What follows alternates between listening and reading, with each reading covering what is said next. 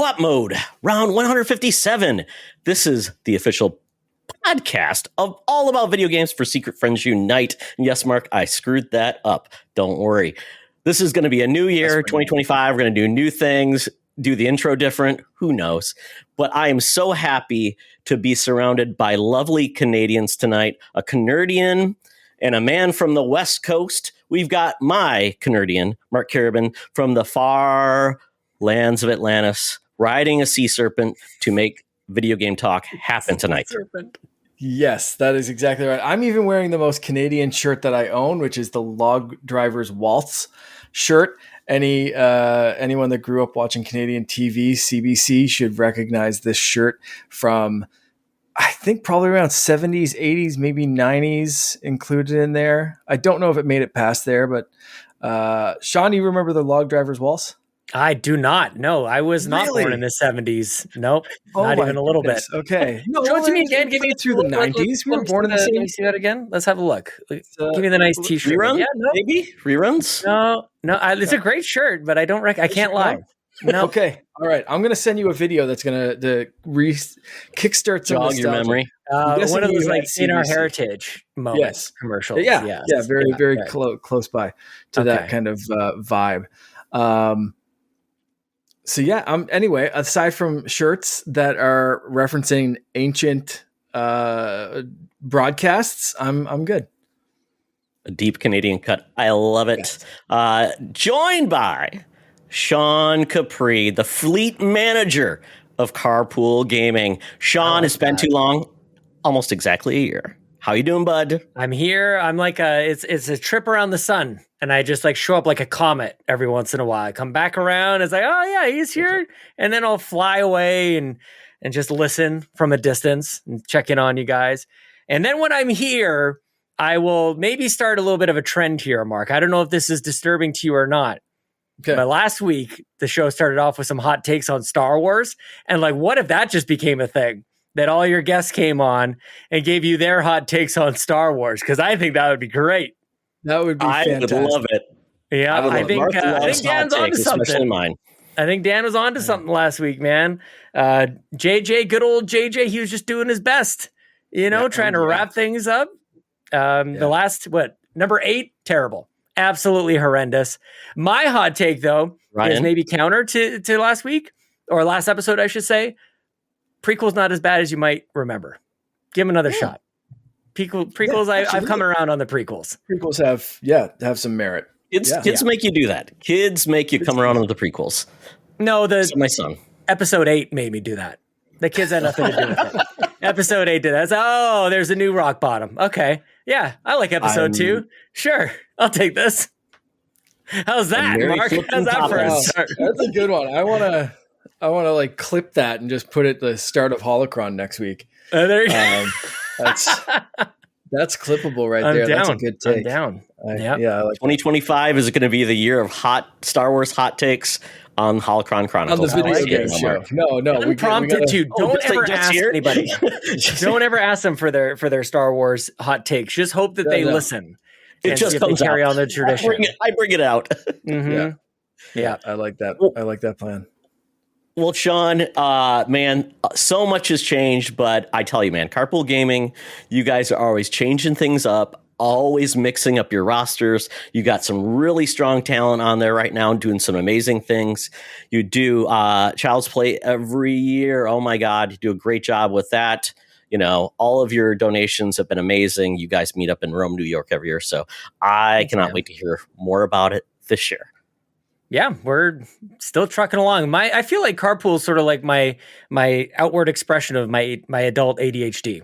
I can't keep things the same. We're always doing something a little bit different. We're going to mix things up. Last year, about this time, we went up to 12 hosts. We figured in 2025, let's do 24, just like Mario Kart. We're just going to go up to 24 racers. Makes sense. Yeah, what the hell? So this is me recruiting you guys. Get on board, man. Get on over to Carpool. Let's do this. And you know what? If you're going 24 and you're referencing Mario Kart already, Carpool Racing. That's it. I think you just need to start recording podcasts while you're drag racing each other in vehicles. So next time you're all in Rome, you need to all bring vehicles of some sort. and Or actually do have a go-karts. race. That's right. You Things can do at it people. live. Like those helicopter headsets, you know? Yes. That's how, it'll sound great. I mean, that's the origins of all the drives, all the Xbox drives and Nintendo. Like I did it while driving in my car to work. I had 30 minutes back when I thought I had no extra time at all. That was the only way I was going to do it. I recorded the shows in a car. I had my laptop in the passenger side, and I tethered the internet connection from my cell phone to my laptop, called Dave Moore on Skype. And that's how we did it, dude. Like, it was, Incredible. we made it work. We held it together with masking tape, not even duct tape, just like some Scotch tape, maybe. No, what's even more amazing is that Skype still exists and people can still use it today. I guess so. A couple more months, anyways. Yeah, we're there. Well, this is going to be a lot of fun. This is officially it's going to be our moment of reflection on 2024. We do it a little bit late because we both need a lot of time to catch up on the games we meant to play at the end of the year, so it gave us a little extra cushion. But this is the Couchies. This is the official 5th year of the Couchies, Mark. 5 years. Amazing. Wow. 5 and years. We always surprise ourselves that maybe we'll actually have a same game in our top 5. We never know. Not a chance. See what happens. Not a chance. Okay, Maybe here we chance. go. Okay. Maybe a chance. We'll have to go deep. We have to go deep. We may have to go deep. Confidence, right? Yeah. Did you play? I'm looking at my list right now. I'm like, there's maybe a chance. Okay. Well, we will see how this goes. But before we get into it, we got to thank some very special people, Mark. And if you can tell us all about those people, that would be fantastic. Yes, that would be the amazing people over at patreon.com/Secret Friends Unite, including our besties tier, Derek Trevelyan, aka the Figure Dude, Francie, the official hairstylist of Charlie Carden, the Xbox expansion pass, Luke Lore, of course, and Charlie's Uncle Tim, the Friends with Benefits tier, John Sador, Phoenix Sisters Entertainment, Brendan Myers, Corian HD, who Boss Rush knocking some stuff out this insane level of work. I can't. 6 hours award show, 2 parts, too big for YouTube. Too big for YouTube. Holy crap. Go give them a watch and a listen. Matthew Keel, Kurt Krug, and Tanya Lee, as well as the incredible, amazing Secret Friends Super Squad consisting of Sean, Stella, and Henry Nias. You can join this amazing list of people over again at patreon.com/Secret Friends Unite, where as little as $2 a month can get you exclusive shows, no ads, Discord benefits, all the rest of that stuff, early drops, all of that kind of fun stuff, and literally like being able to influence the shows and drop questions, all that kind of stuff earlier than anyone else can. And right, I just knocked something on my table. Right now, you can sign up for a free fun stuff. Mark breaks 7-day trial. I'm so excited. I'm just ready to break my table. 7-day free trial. And hopefully you'll stick around. But if you don't want to drop as little as $2 a month, we always appreciate people sharing the show, subscribing on YouTube, doing all that stuff that helps us grow and just helps us tell other people who are interested in geeky culture like video games, Star Wars, Star Trek, comic books, movies, all of that good stuff. Just sharing it, dropping a Discord link, inviting someone in who you think will click. All of that stuff counts, but we want to send an extra special thank you to the Secret Friends Super Squad over on patreon.com/Secret Friends Unite. Very good. Next episode, we will have more news about a special giveaway from a very special Patreon, very great friend of the show, Sean Nias, and we will give that giveaway out to all of our folks, and hopefully people really appreciate it because it's pretty cool. So with that, we get into breaking news. We normally don't do this. We normally do buy, rent, return, but I was just a little bit ahead. I almost broke my table in anticipation of the breaking news. I was just giving people a preview. And then if Sean was in a car, he would be braking right here. He's slamming on my brakes. Yeah. Breaking news at Carpool is the BRAKE breaking news. Right. Yes. Pulling the car brake, whatever. If it needs to happen, or Limp Bizkit, give me something to break. Oh, good happens. one. Okay. Yeah. There we go. Well, Nice 26-year-old reference. Love that, Todd. I love it. awesome. Yeah, Fred Durst. That was great. He's all about the kids. With this, Grandkids. we get into something that was rumored. It finally happened. The Switch 2 was finally revealed. They finally leaked themselves. The best leak of all, Nintendo. At this Happens with point, age. we got a what was it? A 2-minute video? 2-minute video? 220? Yeah, something like that. Something like that. Yeah. And I got the name Switch wrong, 2 Todd. I'm mad. I'm glad I'm here to chat with you guys about this. I got the name wrong. You guys got the name right. It was Super Switch all along. They called it the Switch 2. Absolutely. It You wasn't guys were the Switch first 2, people I heard say Super Switch. Yes. Absolutely. They went with it because nothing says a new console like adding a superlative in front of it. That's right. I mean, it's worked much. before. Yeah, absolutely. Back in 30 years ago, when nobody of a certain age remembers it, that'd be perfect marketing. Aw. Nintendo 65, they could have called it that. So many opportunities. That'd be great. Just start it at 64 and keep counting from there. That'd be awesome. Just like that. What is it? Instead of the Xbox 2, it's the Xbox 360 because we got to do better than 361. PlayStation. 362. Exactly. That's where they should just pick it up from there. Went back to 1. And 365 every day of the year, just like Office 365. How about the Oh Switch no, that means the next Entertainment Xbox would be called Xbox Copilot or something dumb like that. Oh no. I would Anyway. buy a Clippy edition Xbox. I don't even like. We all would. We all would. Yes. Mhm. Yeah. And Clippy, I'm surprised that Clippy isn't the AI face for Microsoft, really.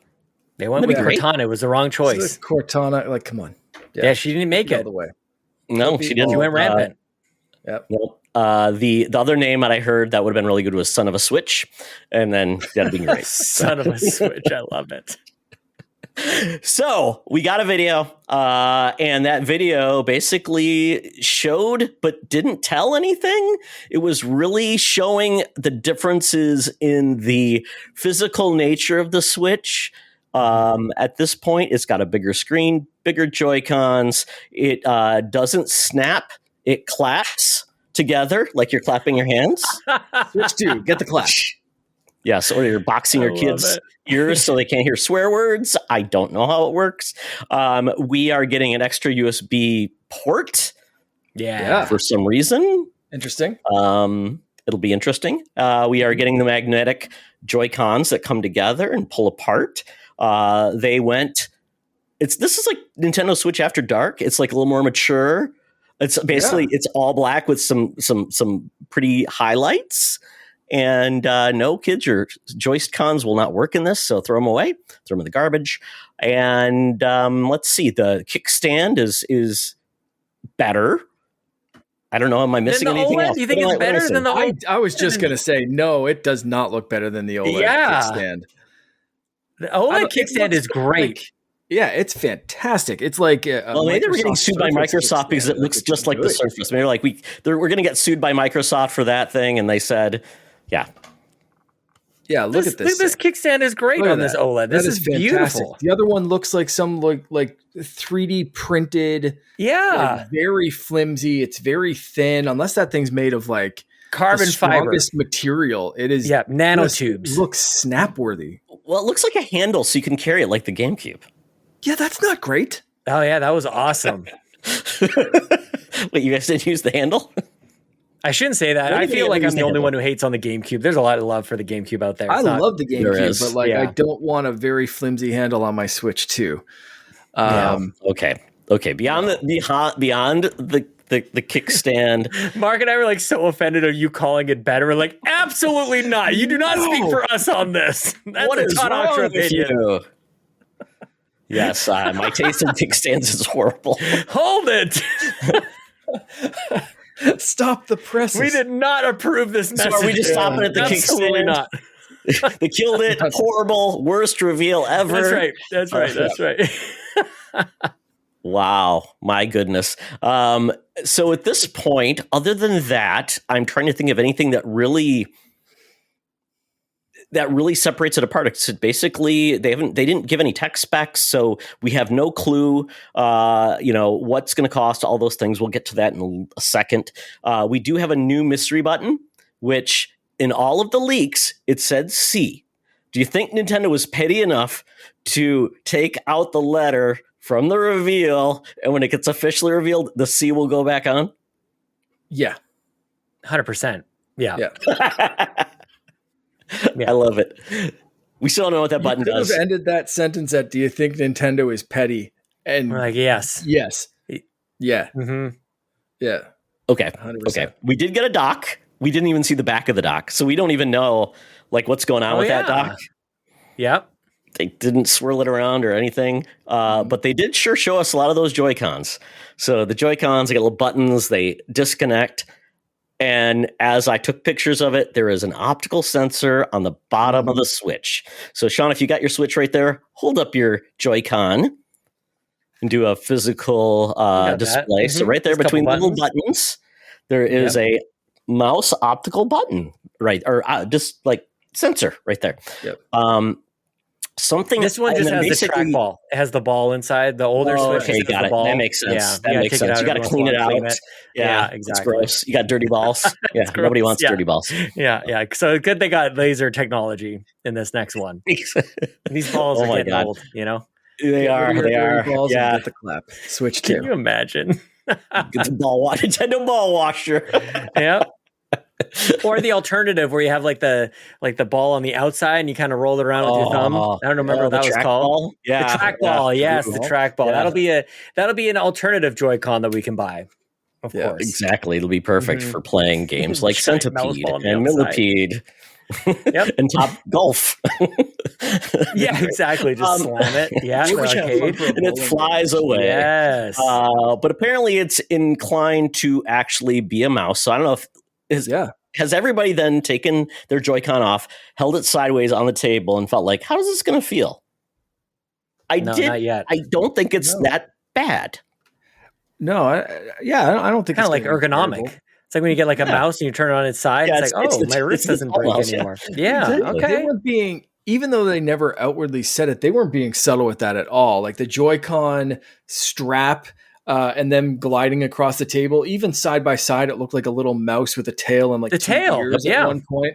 But like, look at how the Joy-Con, like they have the little, bumps at the top of the 100%. Joy-Con where and next to one another, they look like mouse ears.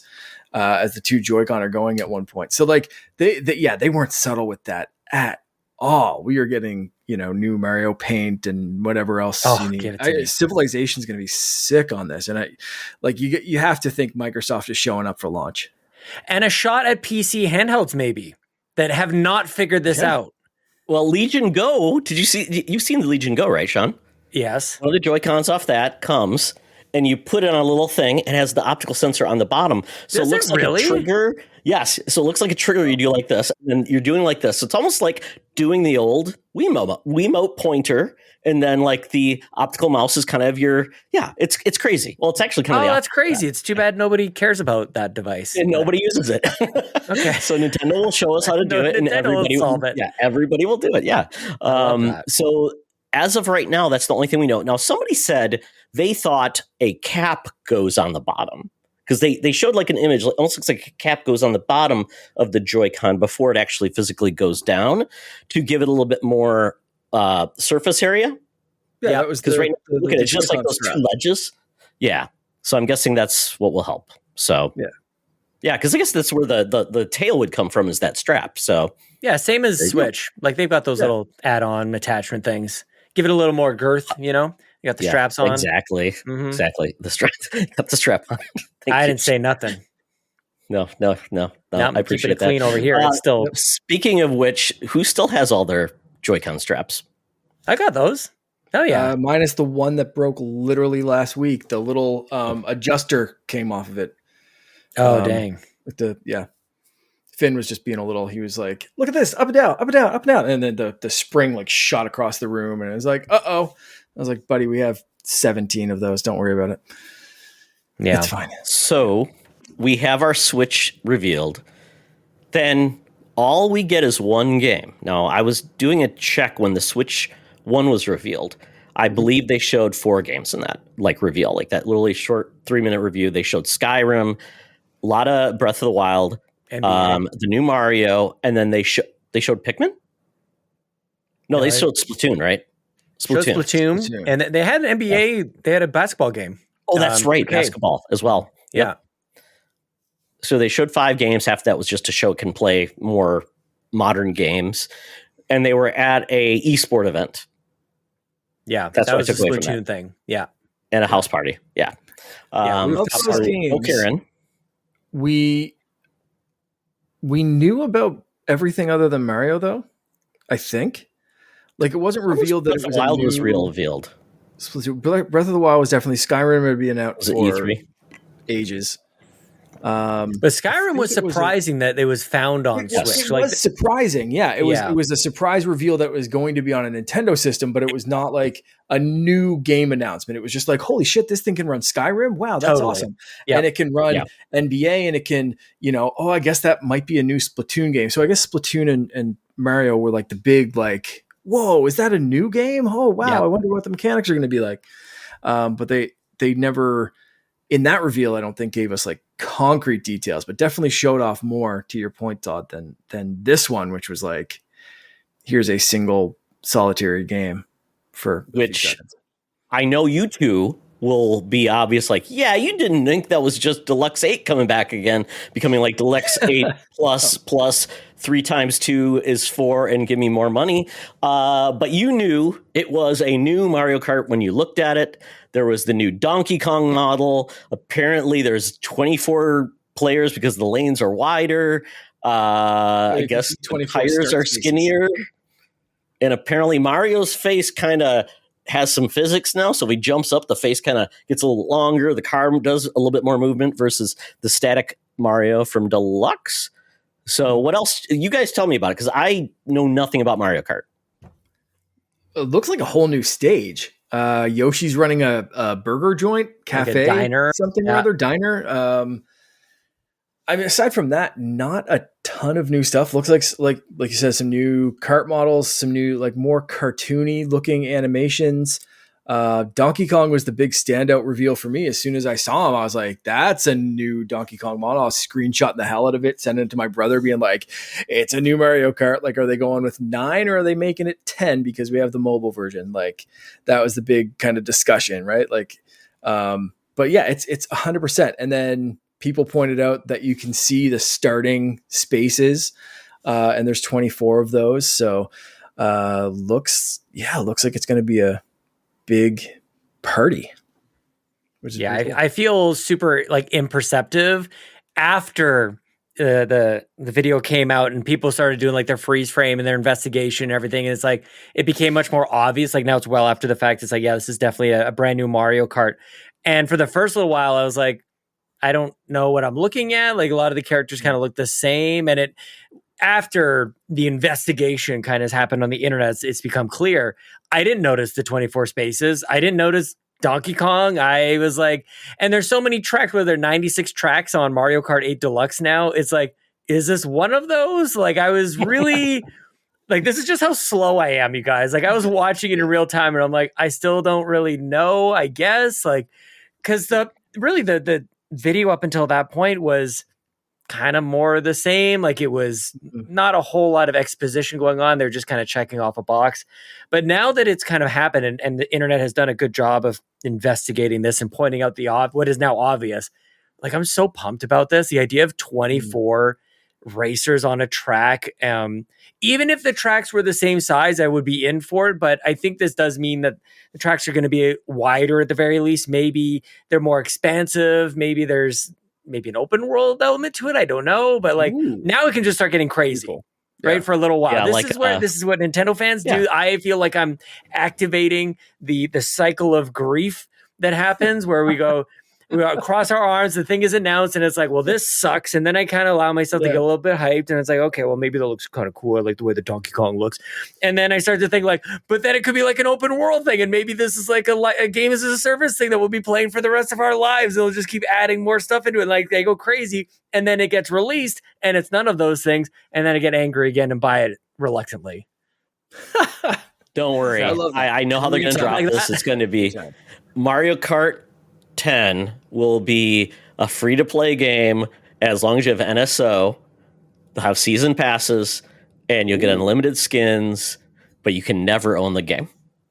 God. So you have to play it online only. Online only. I was going to ask you guys is 24 racers seemingly in this. I don't know how many racers are actually in Mario Kart 8, but do you think they could still call it Mario Kart, but do you think they're going Nintendo Kart? We got a glimpse of that with 8, with Link and Inklings and a couple of characters from Animal Crossing. Are they going full out? Are we getting like Samus in this? Are we getting just like a Nintendo Kart? Is this going to be Smash Brothers with go-karts essentially, or are they kind of sticking it kind of more Mario with some guests sprinkled in? I think they get there. I think they have to, like, it has to be Mario Kart. It has to be like just quintessential Mario. It's the number one, title selling on Switch. We've been playing this game forever, but everybody knows it. So I think like, yeah, your main cast of characters, everybody from the Mushroom Kingdom, but then like it's the surprise and it's the add-on afterwards that I think is like the real drop. You don't need to waste that at the start. You don't need to be like, there's Mario and Tanuki Mario and also, Ripley or Ridley. It's just what? I don't want Ridley here, but maybe later that could be fun. So, but they you're going to fill 24 spots to start a race. Maybe they need everybody they can get. So I'm kind of, they can't have more babies. They can't have more metal Marios. They got to get away from those, like, quite all honestly, the power-ups. Kind of like B Mario. Yeah. Bring in the B Mario. Maybe a Mario and his car is the boot. The green boot from Mario 3. That would be amazing. All of the enemies from Odyssey that Mario could become. Make it all happen. Oh my gosh, yes. That would be awesome, actually. That'd be really good.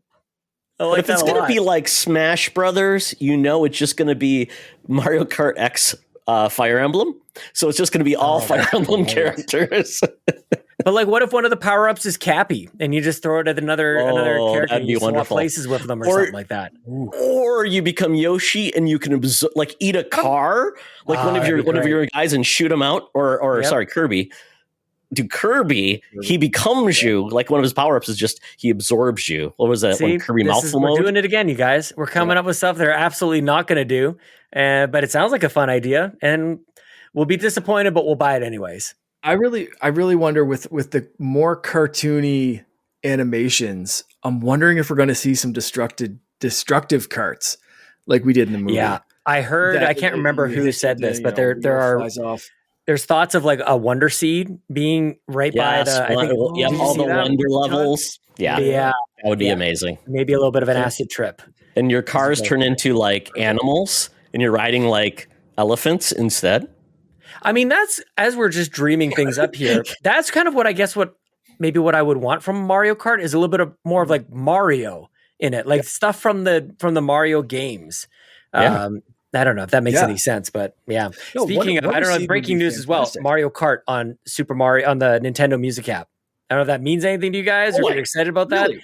Super Mario Kart original. Yep, it is. Wave Race. Love that game. Love that music. Yeah. Wave Race music is Wave Race is there. I listen to music. And the second what was it? The second GameCube game, Wind Waker, came out on it. The Nintendo Music Wind Waker, literally, I was listening to on the way home from work. Was Wind Waker on there? And that's the thing. You'll have the Nintendo app on your car radio in Mario Kart. There we go. You like that? Oh, Super Mario Winner Kart. chooses the selection. Yeah, Super Mario Kart has great music, dude. Oh my goodness. So the other rumor I heard, it may be open world like Burnout Paradise, where you can just start a race anywhere. It's kind of like a little more open world, or you can design your own tracks. Don't get me. Maybe that's what the mouse does. Maybe the mouse allows you to design tracks. Oh, don't do it to me. That's too much. Oh, that's totally possible. That would be amazing. Mario Kart Maker. That's what it's going to be called. Mario Kart Maker. Totally. Yeah. I hate it. Oh, I'm going to be so sad when it's not real. Yeah. Yeah.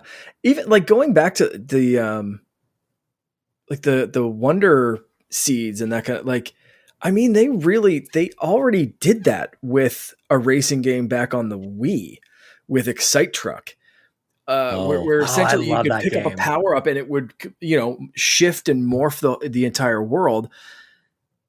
Throw like a coat of paint on that and you're already done. You've got the world morphing technology from 20 years ago. Like, just, it exists. We know Nintendo can do it. Like, that's such a brilliant way to just introduce really Excite Kart. wacky stuff There you go, Mark. into Mario Kart. Like, I love that idea. Guys, Excite Truck rules. I'd love to have that brought back. That game was great. Oh, yeah. It was super That was fun. awesome. Bring And it back. What was the sequel? Excite Bots? I think it was Excite Bots. Yeah. I never saw that. Excite Trucks? Was it Excite Truck? No. Excite Truck. Plural. Yeah. Excite Trucks. Excite Truck. That Trucks. was the first. And then Excite the Truck second one, it was like trucks, but they 24. were shaped like animals. So like the frog animal cart kind of thing. Weird sequels. I believe you. They did some weird I stuff. really believe you, Mark. Yeah. So after that, we got a note that said Nintendo Switch will play all your, or Switch 2 will play all your Nintendo Switch and Switch games, physical and digital, excluding some. Yeah. We assume it's due to why the new Joy-Cons are probably not going to be able to work with like Ring Fit where it slides in, Labo. Maybe the IR sensor no longer exists because when you looked at all of the renderings in the video, there is something in the back of one Joy-Con, but it doesn't look like it's actually like transparent. So I don't know if that's still going to be in there because quite honestly, it didn't do much. Mark, you looked up all the games that used the IR sensor and it was kind of like the games that no one would know what it is. Yeah. But beyond that, carts work too. So is it going to be like, you guys think it's going to be like the 3DS where 3DS where there'll be like a notch or something that it can play? Yeah. Like the new carts will not work in the old Switch. Yeah. Yeah. They have to do something to differentiate it or else you'll get those parents that are like, I bought this and it fits in the Switch and it won't play. Why isn't my game working? It's like, well, no, you bought the one that shouldn't fit physically in the slot. So they need something, and a notch is an easy way to do that because why make it physically a different size than, the notch is just such an easy solution. Yeah, they've already solved it.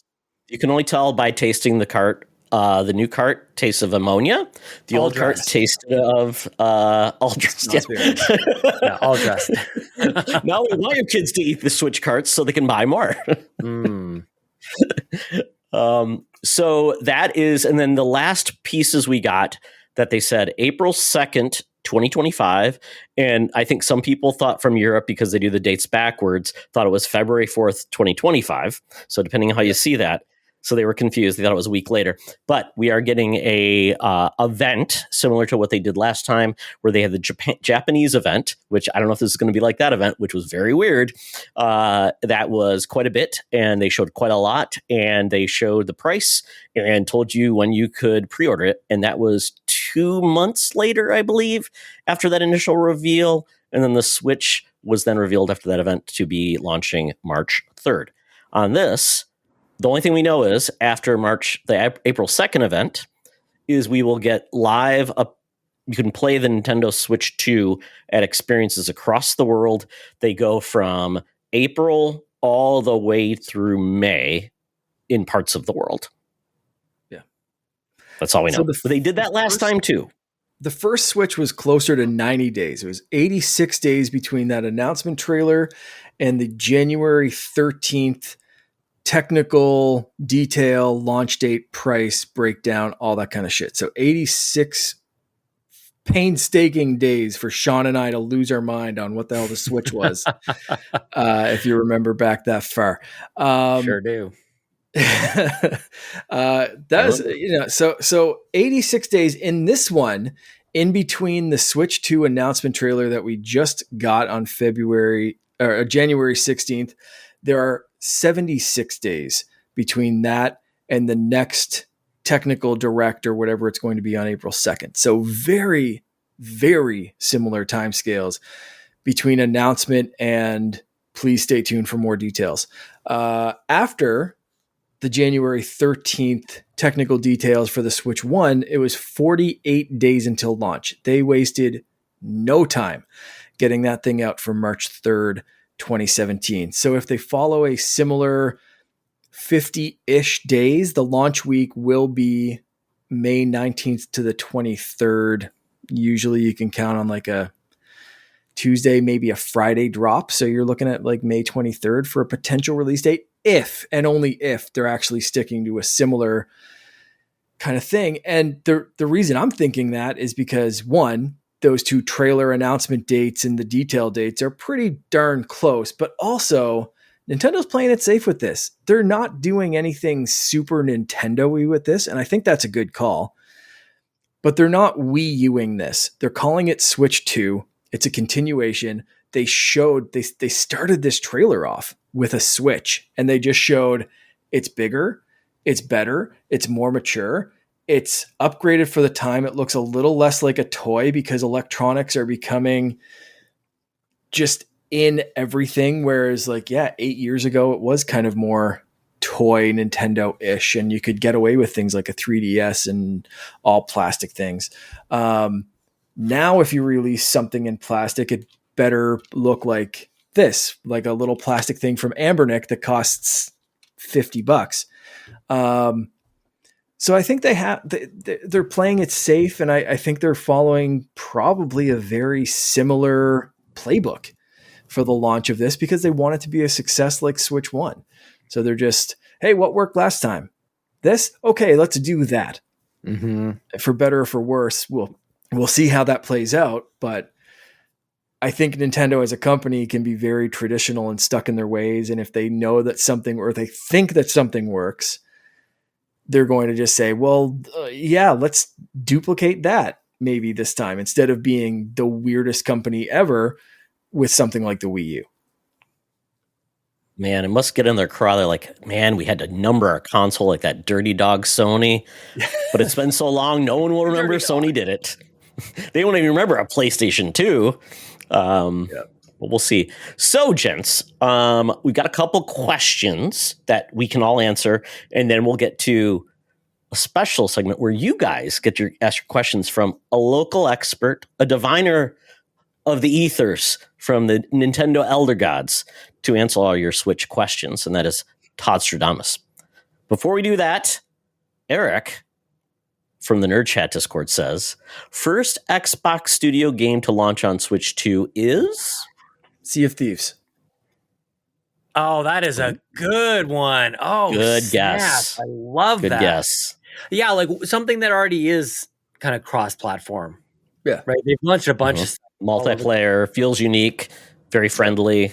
Cartoony. You can scale that down and you don't need to worry about it looking like shit. It's already been on a couple of generations. So if this thing can push Xbox One style graphics, then you're singing. You're done.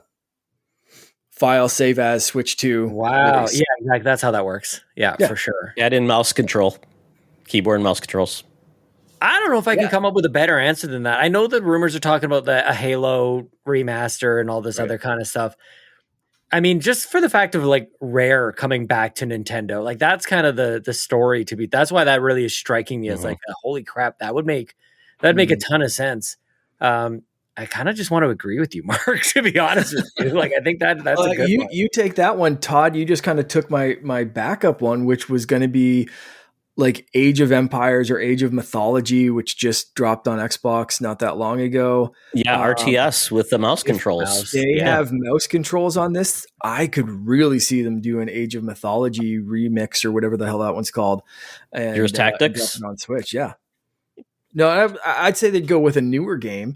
But if the Switch 2 can run Age of Mythology, I could see Microsoft being like, here, use this for your mouse control. Have fun. The timing could line up where Indiana Jones is still very relevant as well. And then the I can't remember what the release date is for PS5, but that could maybe go day and date, PS5, Nintendo Switch. Yeah. Could be maybe like, I don't know what scalability it is, but I mean, machine games, like some of those other Bethesda games have really come on over to Switch already as it is. So, I mean, like the Doom games, the Doom ports on Switch are bonkers. I just think it's insane that those games run on Switch. Pure dark magic.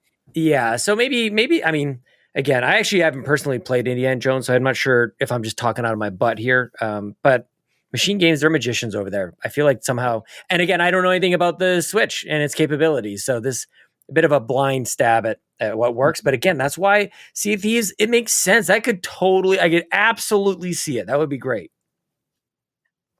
I think Sea of Thieves works perfect, and maybe they make a deal with Rare and they do some Wind Waker themed stuff specifically for Nintendo, that would be pretty dope. That'd be pretty dope. Great, but Nintendo really hates playing nicely with anyone. I'm just thinking Well, they like give Rocket Xbox. League and Didn't they? stuff. Don't they always take things from Xbox? Maybe it's time for something to give them something back because they got Conquer, or not Conquer, but Banjo in Smash. So maybe it's time for Nintendo to give a little back. I love that. I also heard a rumor about Diablo 4 coming over to Switch too. Yeah, see, that could be great good. One with mouse control. Yeah, because they had the special edition Switch that was Diablo. So it's not the only game I could think that could be really cool with Nintendo, because I think it works really well on Nintendo, is Psychonauts 2. Oh, Because that'd be great. it's a platformer, very fun. Everybody likes those type of games, and it never came to Switch, so that could be something that could work well. But I don't know if it's what your first game is. I think it's going to be a big deal. And if we're thinking that the Switch has better communication ability, then maybe something online to showcase it would be pretty cool. I mean, there's apparently a deal in place to put Call of Duty games on the next Nintendo console. That was part of the deal to buy ABK. So I don't know if that's first, but. What was the last Call of Duty on Nintendo? Was it on the Wii, or was there a Wii U game? World at War, maybe. I'm not even sure. There was a Wii. I have the Wii U version back there. Okay. I can't remember which one it was. Okay. But I could absolutely see that being launched. Yeah. Oh, really? Which one? I can't remember. Well, probably World at War. Yeah. Or no, check. Ghost. It was probably Ghost, the game that nobody loved. Yeah, World at War is older than the Wii U. That's Black Ops 2. PlayStation 3. Look at that. Oh, wow. Is that real? Okay, so I had Black Ops 2. Maybe, I think. Yeah, Black Ops 2 is there. I can buy it on Amazon right now. That's crazy. Okay. A worthwhile purchase. I have one of them for sure back on the shelf over there. I could really see Call of Duty being like a launch window game. Depending on when they launch this, I could see this year's Call of Duty being a launch window, or I could just see them waiting for next year's and drop something. But man, wouldn't that be like a big showcase? That would be. Yeah. What about Warzone? Warzone's a mobile game. Switches just mobile hardware. Yep. That could be the first Call of Duty to show up there. Yeah. It's Warzone. Yeah. I could see it. We'll see. I mean, we'll see how that does with that demographic in Nintendo, and see if because obviously Fortnite's worked, but others have not. We'll see how much storage space is on this Switch too. Okay, we're talking about Call of Duty on this thing. It's like, all right, well, get yourself a terabyte of storage, which is not. You can choose one level of the campaign mode or one map of online. Which one? True. You get one skin, and it's Nicki Minaj. It's funny because, oftentimes when we talk about Nintendo, we sort of like turn a blind eye almost to the technical specs of it. But when you start talking about some of these kind of games, suddenly those specs become kind of important. What is this thing capable of? And what kind of storage and what capacity does it have to run these big giant games? Remembering all the while that this is a tablet. Like, I think we got used to it so quickly, you guys. It was a moment we were playing Breath of the Wild, and it's like, this is amazing. I can't believe this is possible. To like Witcher 3 and some of these other giant impossible ports. Right. And it's like, well, I guess anything just runs on this thing. Like, we went from it being like an impossibility to like bring all of the games over. Right. So maybe there's another moment like that to be had, that we can't believe, whatever, name your game, Call of Duty is here. And Link's Awakening still runs at like 2 frames a second. I mean, that's the journey of a Switch owner. You never know. You never know. So another question is, Bacon has a lot of ex-Bacon Gaming, great guy we have on the show. He's a little bit more sly on this, but he says, next question after tariffs take hold in the U.S., price for a Switch after tax more or less than $599? $599? That like US? Yeah, that's more than that's less than a PlayStation 5 Pro, but at the same price of that Xbox 2 terabyte. There's no shot. Yeah, no, it's coming out for $400. Yeah, $400. Okay, US. So okay, I can see if I get that. I can see $499. I'm not seeing $599. $499. I can see $499. I potentially see $350, and then them going up to $400 with the OLED or whatever the next iteration is. I could see them doing base model at $400 and maybe $450 for something that comes with extra storage. Oh, just like the Wii U. The The Wii Pro U. version. Ooh, Yeah. Exactly. yes. The Pro. That what was it? Was the Pro the black and the white was like 8 gigs and Just Correct. 8 gigs. Yeah. Yeah. Yeah. I'm holding out hope that, because so much has been leaked and everybody feels like they know the entire story. I'm really holding out hope that there is a surprise to be had. And that, Me to too. me, that surprise is a second SKU. I want a bigger one. I want just or a smaller, maybe make it a light, launch with 2 for us. It Why looks not? big. Yeah. It does look Like, big. it- If when so, it I don't know if blew it's off gonna the get When they original launched with Switch, you're 2, like, they did "Man, what? that's Just a- different that's a big colors. sucker." They did all black and then they had black with red and blue. Correct. You know what? Buy 2 and connect them with the top and bottom USB. Oh, that's your slots. multiplayer. Now it's just make a it LAN party. make it a Nintendo Switch 2 DS. That's what The we're gonna do. DS is Or coming back. DD. It's your for GameCube virtual. cable. It's your GameCube. Or GBA to 64 GameCube DD. cable. Just stack these things. Yeah. Yeah. That's how you have your LAN party. Everybody's tethered 5 feet away from their USB cable. Goes Yeah. from all. It's like a daisy chain. That's Gotta right. love it. And that's the name of the game, Daisy Chain. Yeah. We just came up with their first weird. It's going to be half the show is going to be Daisy Chain. How do you That's right. multiplayer? This is how you multiplayer. Princess Daisy Chain. Princess Daisy Chain. Exactly. Princess Daisy Chain Chomp. Chain chomp. Yeah.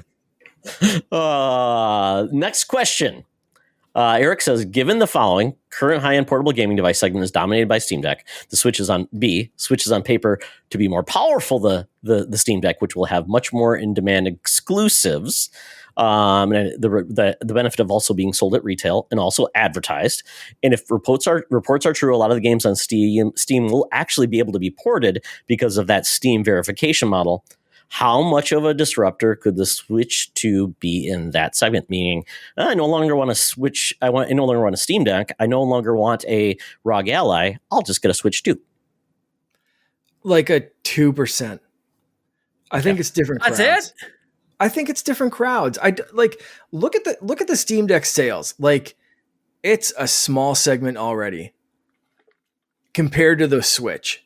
Like, I don't think you're getting someone who's looking at their already existing Steam library and going, "Oh, I'm going to buy the Switch 2 because it can play this game." And then I see what you're saying. Steam Deck. You know, like Yeah, it's not no, I going agree. to disrupt Steam's.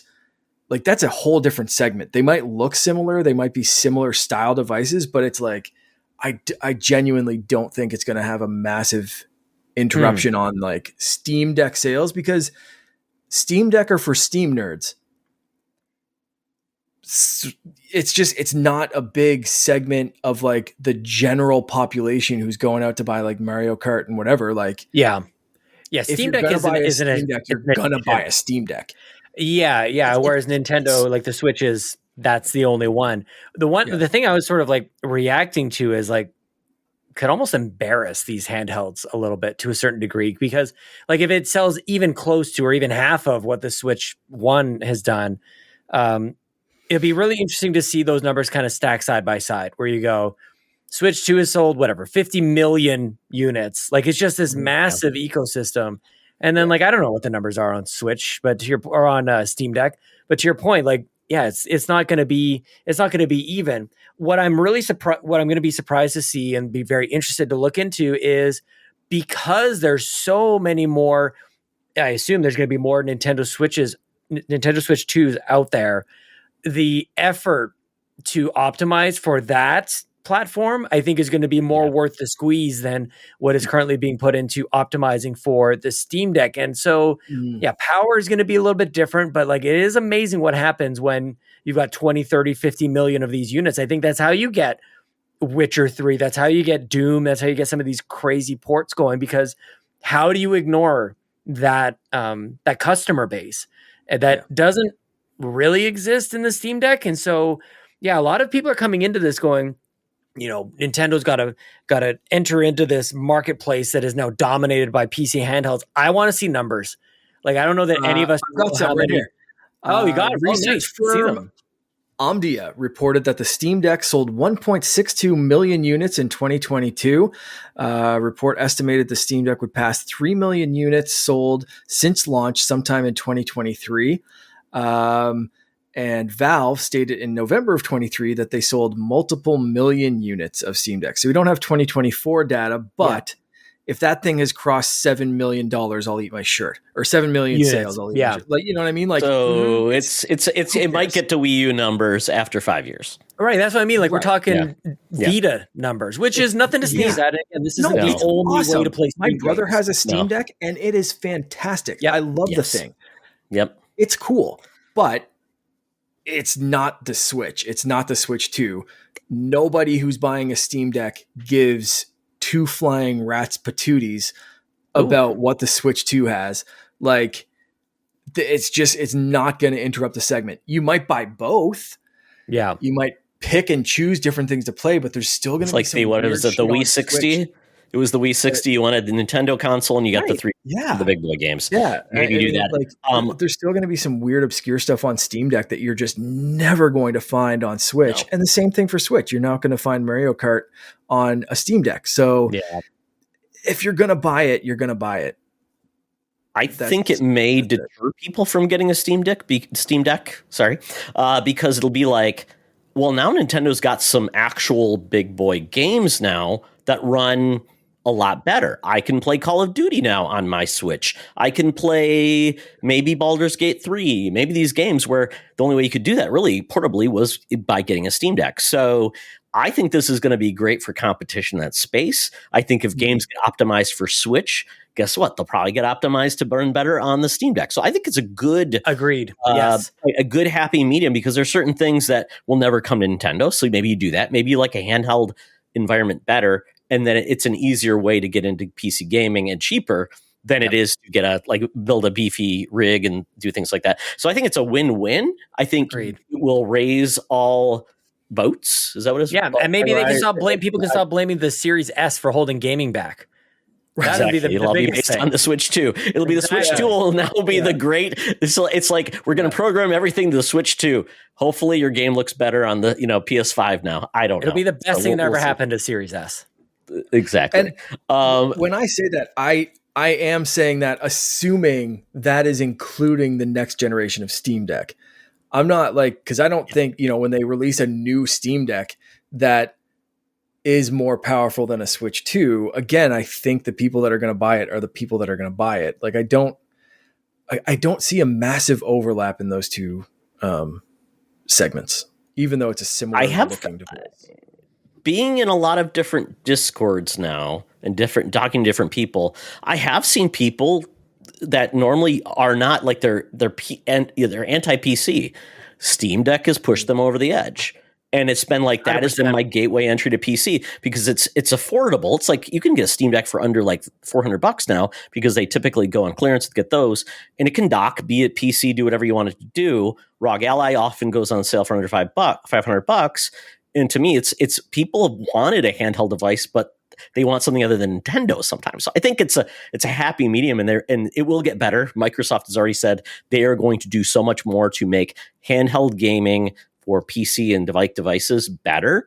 So I think Xbox being behind that, I think it's going to be a lot more competition for Nintendo in the future, and that's a good thing. It makes everybody better. Might get Sony back in the game. Might make Nintendo be a little bit better on their practices for sharing games and do things like that, which quite honestly, Nintendo's been able to get away with making you buy a whole another Switch and a whole other copy of Animal Crossing if you want an island, which quite honestly, you know what? I don't know how they got away with that, but man, they are great. The example that you just gave sounds more like people like me, or people who want to get into PC gaming but don't want to build a gaming PC, rather than someone that is considering buying either a Switch or a Steam Deck. Like, I don't own a PC. If I'm going to get into PC gaming, it's most likely going to be through a Steam Deck. It's not going to affect my decision to buy a Switch 2, and my Switch 2 is not going to influence my decision to buy a Steam Deck. That's my entry to PC gaming, because I have a Mac and an iPad, and I'm like, do I get a PC? I don't think I want a clunky PC. Screw it. Steam Deck's good enough. Let's go.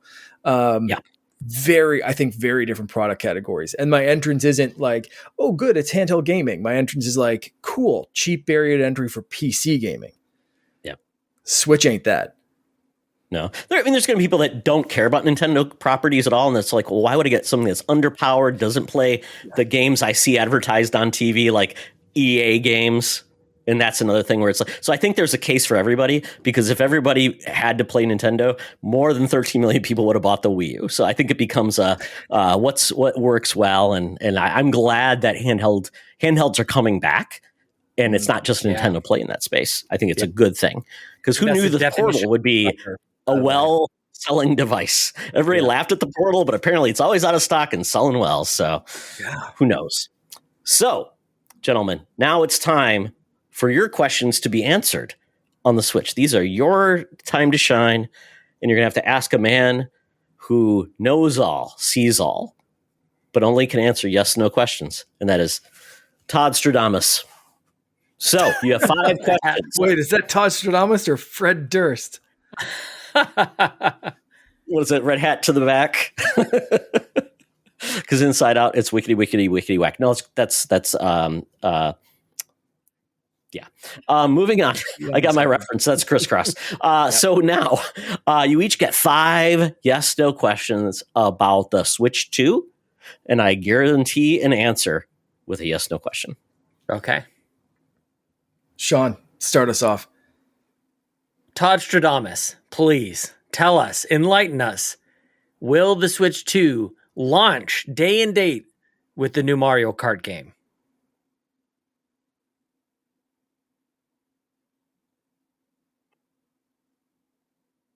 Spirits of Reggie Fils-Aimé is saying yes. Launching with it. Okay. All right. We're going to have a Mario Kart game day 1. Sounds good. Yeah, I'm gonna go for another launch rumor that I've heard is a Switch 2 launching with, and I wish I could have gotten a voice clip from Joseph Moran into this. I'm gonna try my best. Red Dead Redemption 2. Oh wow! Sorry, Joe. I'm channeling Nintendo lawyer Howard Lincoln. He is saying the answer is no. Ooh, okay. All right. Not launching with Red Dead Redemption, but that could mean it comes later.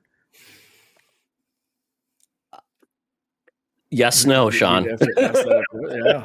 Okay. Fair. All right. Dang. Well, can I stay with the? Maybe in the same realm here a little bit? Because everybody's very excited. The entire world is very excited. This is going to create its own little microeconomy for a day or two. Todd Stradamus, does GTA 6 come to the Nintendo Switch 2?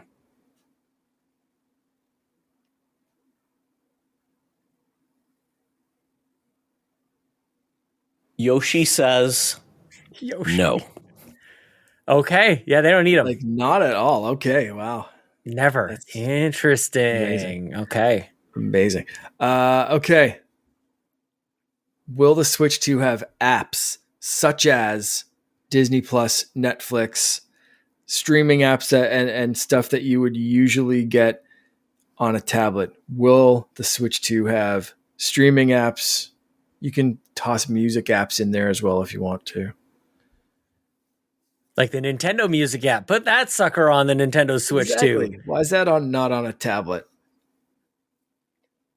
The Ring Fit Ring has told me yes.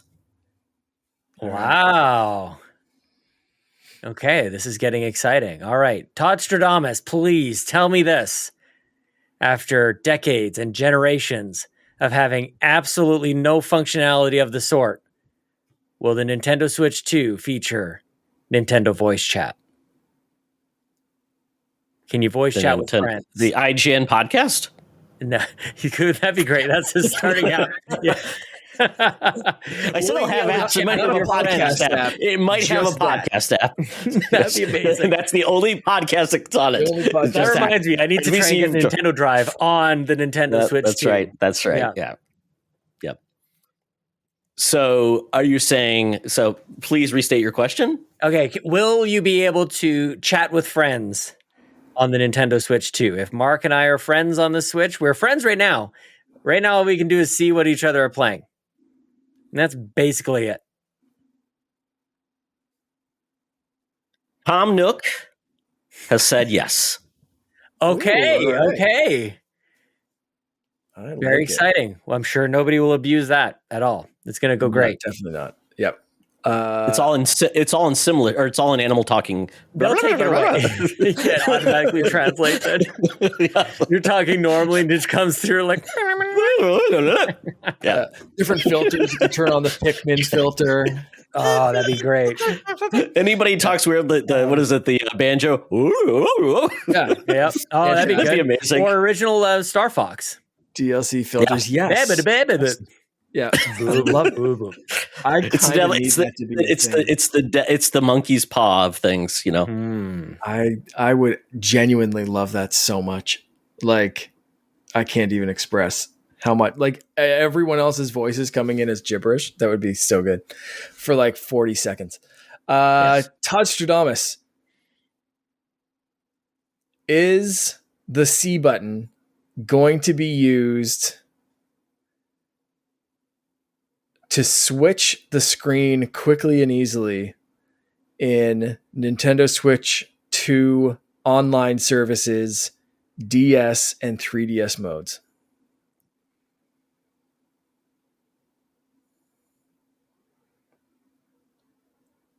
So you have one screen. for the Cammy, Switch 2. Cammy, the woman from the Nintendo Music event showcase from E3 is saying no.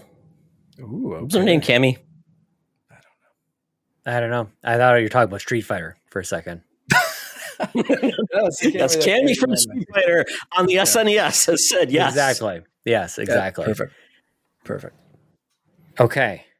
Todd at number Stradamus. 5? Am I Is still? this Yeah. Am I 5? still asking questions? I Okay. think this is 5. We had with 5 each. Is that 5? Okay. Todd Stradamus. I have many Nintendo Switch docks sitting around my house right now. Will I be able to dock my Switch 2 into a Switch 1 dock or vice versa? Switch 1 dock, either one. Switch 1 dock into Switch 2, Switch 2 into Switch 1 dock. Will we have cross compatibility with our accessories? Todd Stradamus, tell me now. Miyamoto is in his garden. he's picking out weeds. He has said no. Yeah, they believe in generations. Miyamoto believes in generations. They will. How can they not sell you speak more to each expensive other. docks if you're using the old one, Sean? Right. True enough. That's a good point. Very fair Yep. point. Damn. Won't even fit. You know, Mark, bring it home. Okay. All right. Let's see. Where are we going with this? Todd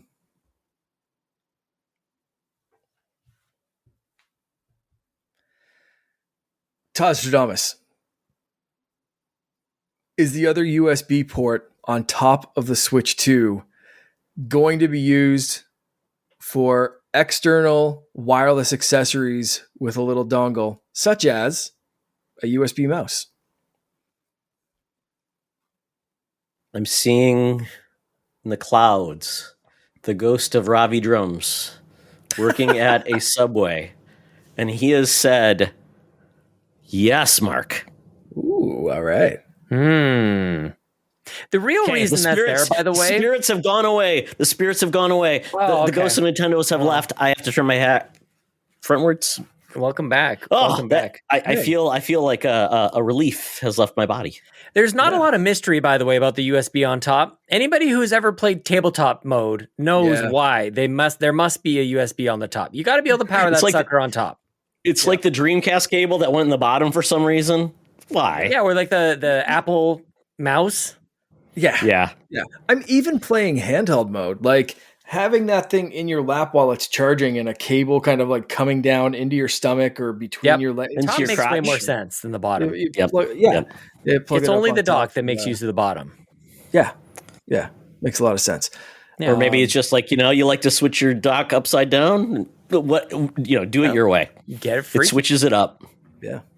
Like the top, are you a top or a bottom? You did say it was an adult Switch. We got that's right. The Switch After Dark. Mature themes. Exactly. Yep. Okay. Now it's time for What You Been Gaming. So, Sean, quick question though first.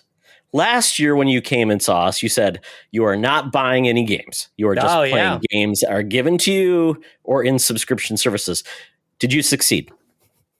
I really did. Now, but people are going to be mad about this because I had a lot of loopholes that allowed me to do this. That's right. We called it the loophole. Yeah. Many loopholes. Yes, you could have a whole scroll just like fall down the floor down three sets of stairs of all the ways I could get around this rule. But what I am able to tell you is that I did not spend a single dime on video games last year. Did I get gift cards and use that? There you go. But you didn't purchase gift cards. Yes, I did not purchase the gift cards. I think maybe the closest I got was that I traded in a Nintendo Switch game for, and I used it to buy Steam dollars on my like a gift card.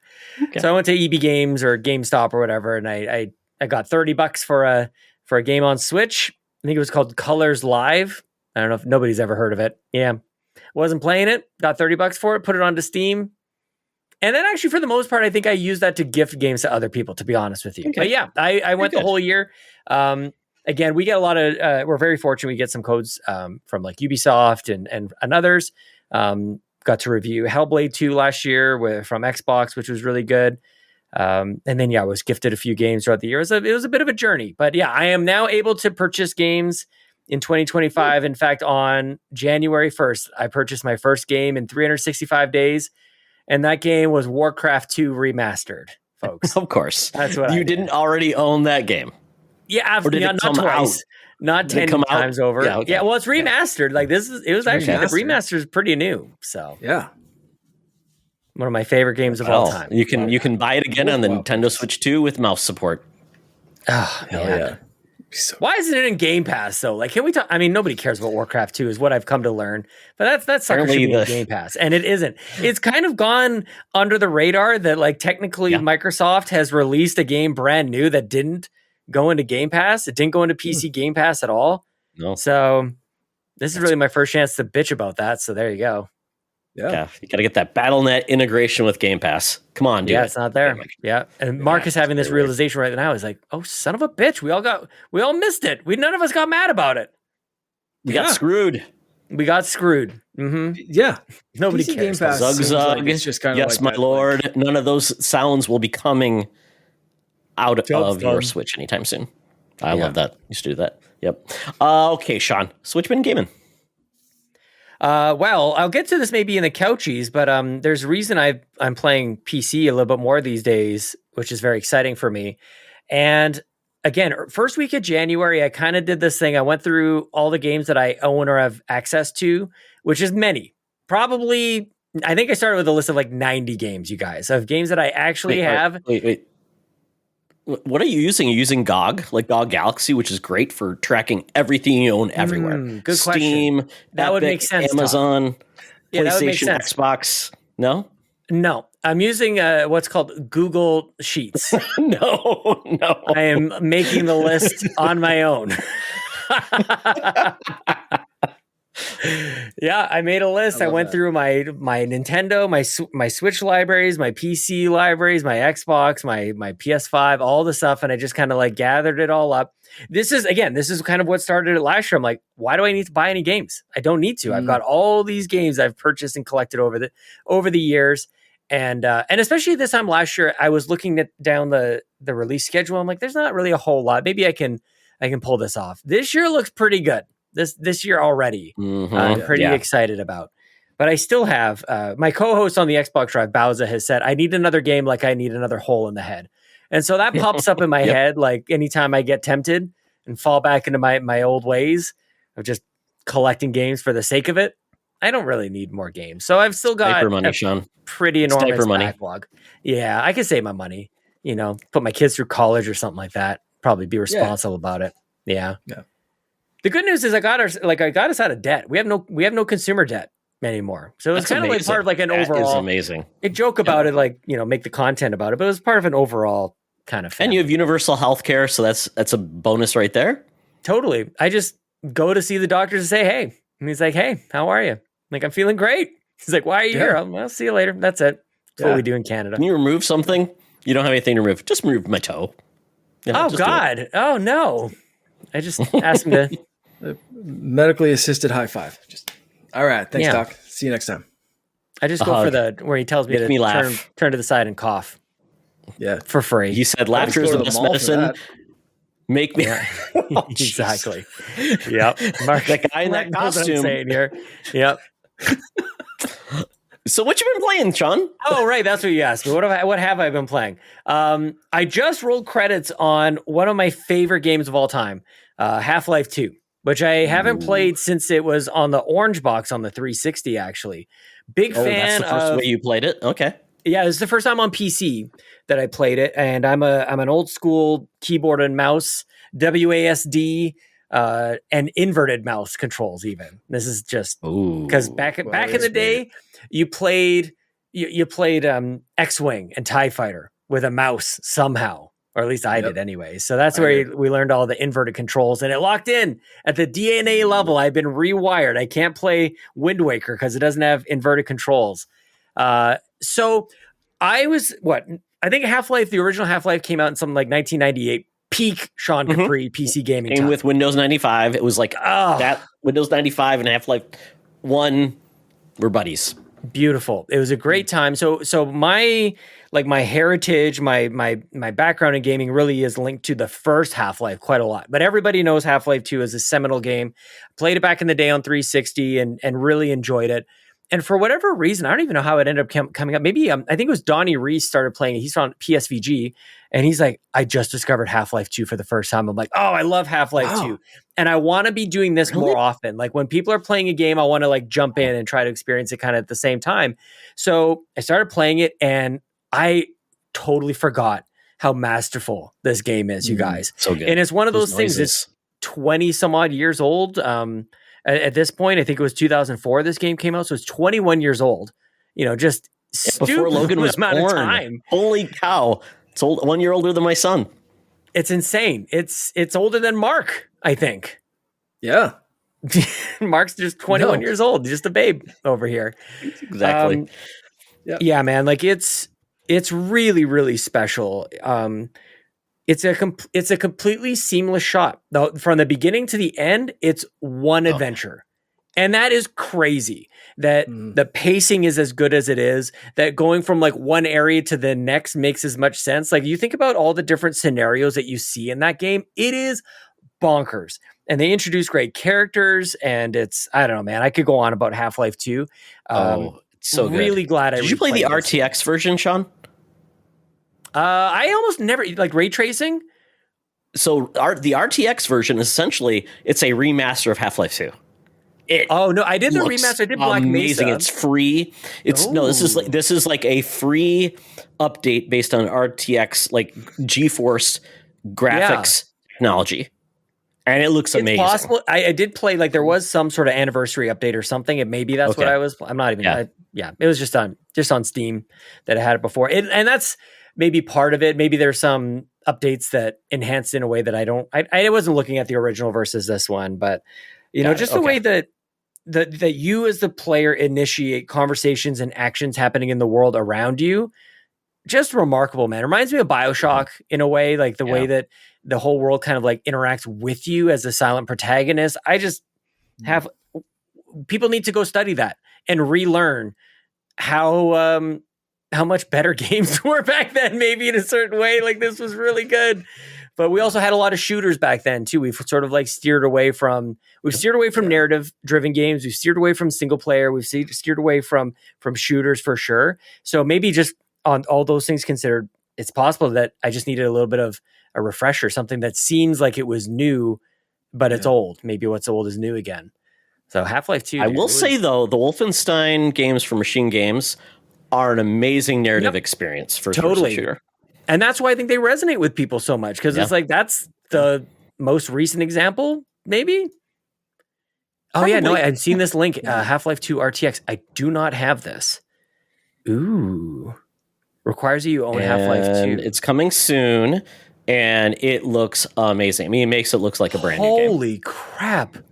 Well, again, like I thought it held up pretty well. It's obviously an older game, but it still looked pretty good. You probably own it. I think everybody owns it in their Steam library for free, or they charge you like 99 cents. Totally. Yeah, this is required gaming.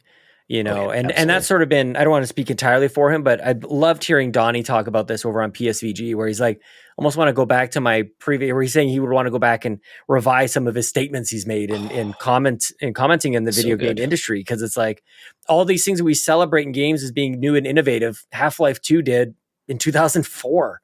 On a Pentium, whatever, like Pentium 2. That's Pentium why they don't want to make Half-Life 3, because they're like, how do we make a better game? How do you do better than that? So I'll get into episodes 1 and 2 because I have played that. Oh, those are so good. They're really good. But if anybody is like me and had played it back in the day and goes like, and in your mind you're like, yeah, that's a really good game. Like I don't think you remember just how good it is. This is the kind of thing that makes me want to jump into a top 50 games of all time or top 100 games of all time, so that I can make sure that this is top 5.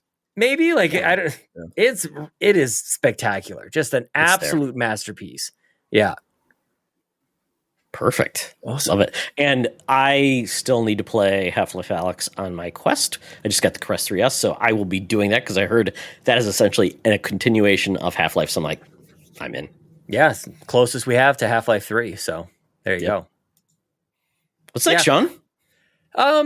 That's really the biggest thing, but I've also started playing Animal Well. This was one that I can't even remember how it ended up. Is it in Game Pass? I feel like it must be in Game Pass because I obviously didn't buy it, but it ended up on my Xbox at some point anyway. And is it on your Google Doc? Animal Well, yeah, it's on. Yeah, we can maybe do a quick fact check on that one. But in any case, Animal Well is a game that a lot of people were really excited about last year. Almost like annoyingly so. When some of these like Balatro, I think falls into that category as well. Some of these games kind of drop, they come up out of nowhere and everybody makes it their entire personality, which I, for whatever reason, have an averse reaction to until of course I play it and realize that this game is actually really good. And I will join the crowd and tell you about how much fun it is. One of us. Yes. Yeah, a little bit. And I guess I being a little self-deprecating in that because I'd have my arms crossed when everybody is just making a big ruckus about something, especially something like this that we've seen so many retro styled games. Animal Well, it's a 2D kind of a Metroidvania kind of thing. You explore a bunch, you get a couple different power-ups. It's not in the truest sense of a Metroidvania, but that's maybe splitting hairs. But anyways, I kind of do this, and I did it back with like Shovel Knight as well, where a game is trying to like scratch that nostalgia itch, and it's almost like too on the nose. It always gets my guard up for whatever reason. So I was looking at this, looking at the screenshots and maybe some gameplay and the trailers, and I just didn't really get it. But for whatever reason, you hear enough people talking about it, I probably should give this a shot. So I fired it up, and before I knew it, it was 3.5 hours later, and I was still playing Animal Well, and that. You guys, if you know me, like that never happens to me. I bounce off games. I fall asleep. I look at my phone. I do whatever. Like this one was just, I'll just see what the next screen has in store for me. And I'll just go traverse over here. Oh, there's a power up over here. And for the first 3 hours, I didn't even know what the heck I was even trying to do. It was just interesting enough. And it felt for this one as a sort of like a platformer. The jump feels just good enough that I really enjoyed wandering around this game. I ended up in some sort of like, maybe like an animal graveyard, and then a giant cat ghost started chasing me around. And it's all these weird things that are happening that I guess I was just in the right place, in the right mood for a little quirkiness. And Animal Well is kind of scratching that itch. And like I said, it's been it hasn't really been intentional, but before I knew it, I'm kind of far in this. I'm unlocking quite a lot in the map. So I guess I find myself endeavoring to finish it. So Animal Well is what I'm playing on my Xbox right now. So I did double check. It is Game Pass. Game Pass. Okay. Oh, is it? Okay. Yeah. I was going to look too. And Video Game Donkey. Playable. So Todd may come up for something that you're going to reference in a minute as an option to play this. Well, I'm glad you confirmed the Game Pass thing because, as somebody who hosts an Xbox podcast, one of my biggest laments in Xbox land is how we always forget what is already in Game Pass. Game Pass is evaluated on a bi-weekly basis based on whatever the latest drop was. But it's like you go on there and there's 300 games and there's a lot of really great games. I bet you guys didn't remember that Resident Evil 2 remake is on there, because I sure as hell didn't. You know, like you go on to even the PC app, you hit surprise me. I almost want to do it right now. Just tell you guys like some of the surprising things that are on Xbox Game Pass, because I think that that's something that is missing. That people go, I'm going to spend whatever it is, $15, $17 a month based on whatever the latest drop is. And I'm here to tell you that's the dumbest way to think about Game Pass. It's not very satisfying. It's completely selling it short. Did you know Jedi Survivor is on Game Pass? I bet you forgot about that. EA Play. EA Play games. Yeah, they show up there. Immortals of Avium, a lot of games there. And then our good friends, Chris John is part of 1 Hour, One Decision. Sean, I don't know if you're aware of them, but every episodes they do the basically randomizer on Game Pass, and they play an hour of a Game Pass game just to say, is it worth sticking with or not? And I'm like, that's a great idea. An hour is, as we get older, an hour is very important. Is it, are you going to get the gist of this game or not? Nobody wants a game that says, just play it for 10 hours and eventually it'll hook you. Yeah. So that's a great way to play. Yeah. Hell yeah. I mean, Diablo just got added in, the original Diablo, that's right. Yeah. I mean, I could go on about Game Pass. So a lot of people play that on PlayStation 1 on Game Pass. Unbelievably. We've gotten so used to just dogging on Xbox these days that maybe every once in a while it's like an objective truth into the mix maybe couldn't hurt. Nope. It's great. I think it gets harder to remember what's on Game Pass than not, because with the list gets older in those games, and then they leave. So sometimes like the only time I remember games on Game Pass when it's like leaving. It's like, oh, I know, that's the thing. Like, yeah, you have to be a little like Ghostwire Tokyo's on Game Pass. That's a great game. That's worthwhile. Yeah. You know, that's a great game. I love that game. Dead Cells is on Game Pass. Don't skip it. I'm not skipping. I'm playing that too. Content? Do you got to buy the castle? You got to buy you got to play the Castlevania content in that game. Yeah, I'm playing it on Switch actually. Which is actually, I just started playing it the other day. I'll close with this because I've been yammering on for God knows how long here. One of the reasons that I spent 2024 not buying games is because of, here's one example where I bought Dead Cells. I wasn't really sure what the game was. Not only did I buy Dead Cells, I bought all the expansions, all the DLC I could possibly buy. I bought it and I didn't even know what it was. Like that's the height of my problem, that my rock bottom, where I'm like, I think I've got a problem. I'm just hoarding games at this point. Mm-hmm. So I recently fired it up on Switch and I realized I've got all this DLC content, and I was hanging out in our Discord. And I'm talking to these guys going like, I don't even know what this is. Why did I buy this? Like, what is the matter with me? Why did I pick this stuff up? I don't even understand what it is. Luckily, Dead Cells feels great to play. And I do enjoy it quite a lot. Yeah. I just need to wrap my head around what exactly I purchased because I don't even know what it is. It is a tough game. It is a tough but game. it feels good. So good. Man. The dodge roll and the upgrades feel really cool. Dead Cells is one of those like games where it's like painful comfort food, if that makes sense. It's like sometimes when I don't know what I want to play, I find myself I'll go back to Dead Cells or Vampire Survivors as like something that like I feel rewarded, but it's also going to kick my ass a little bit, but like I don't want to play something new. Totally. Dead Cells is one of those like comfort food kind of games. Vampire Survivors feels like actual heroin to me. Not that I know what heroin feels like, but it's just like this is damaging to me. Like this is not good.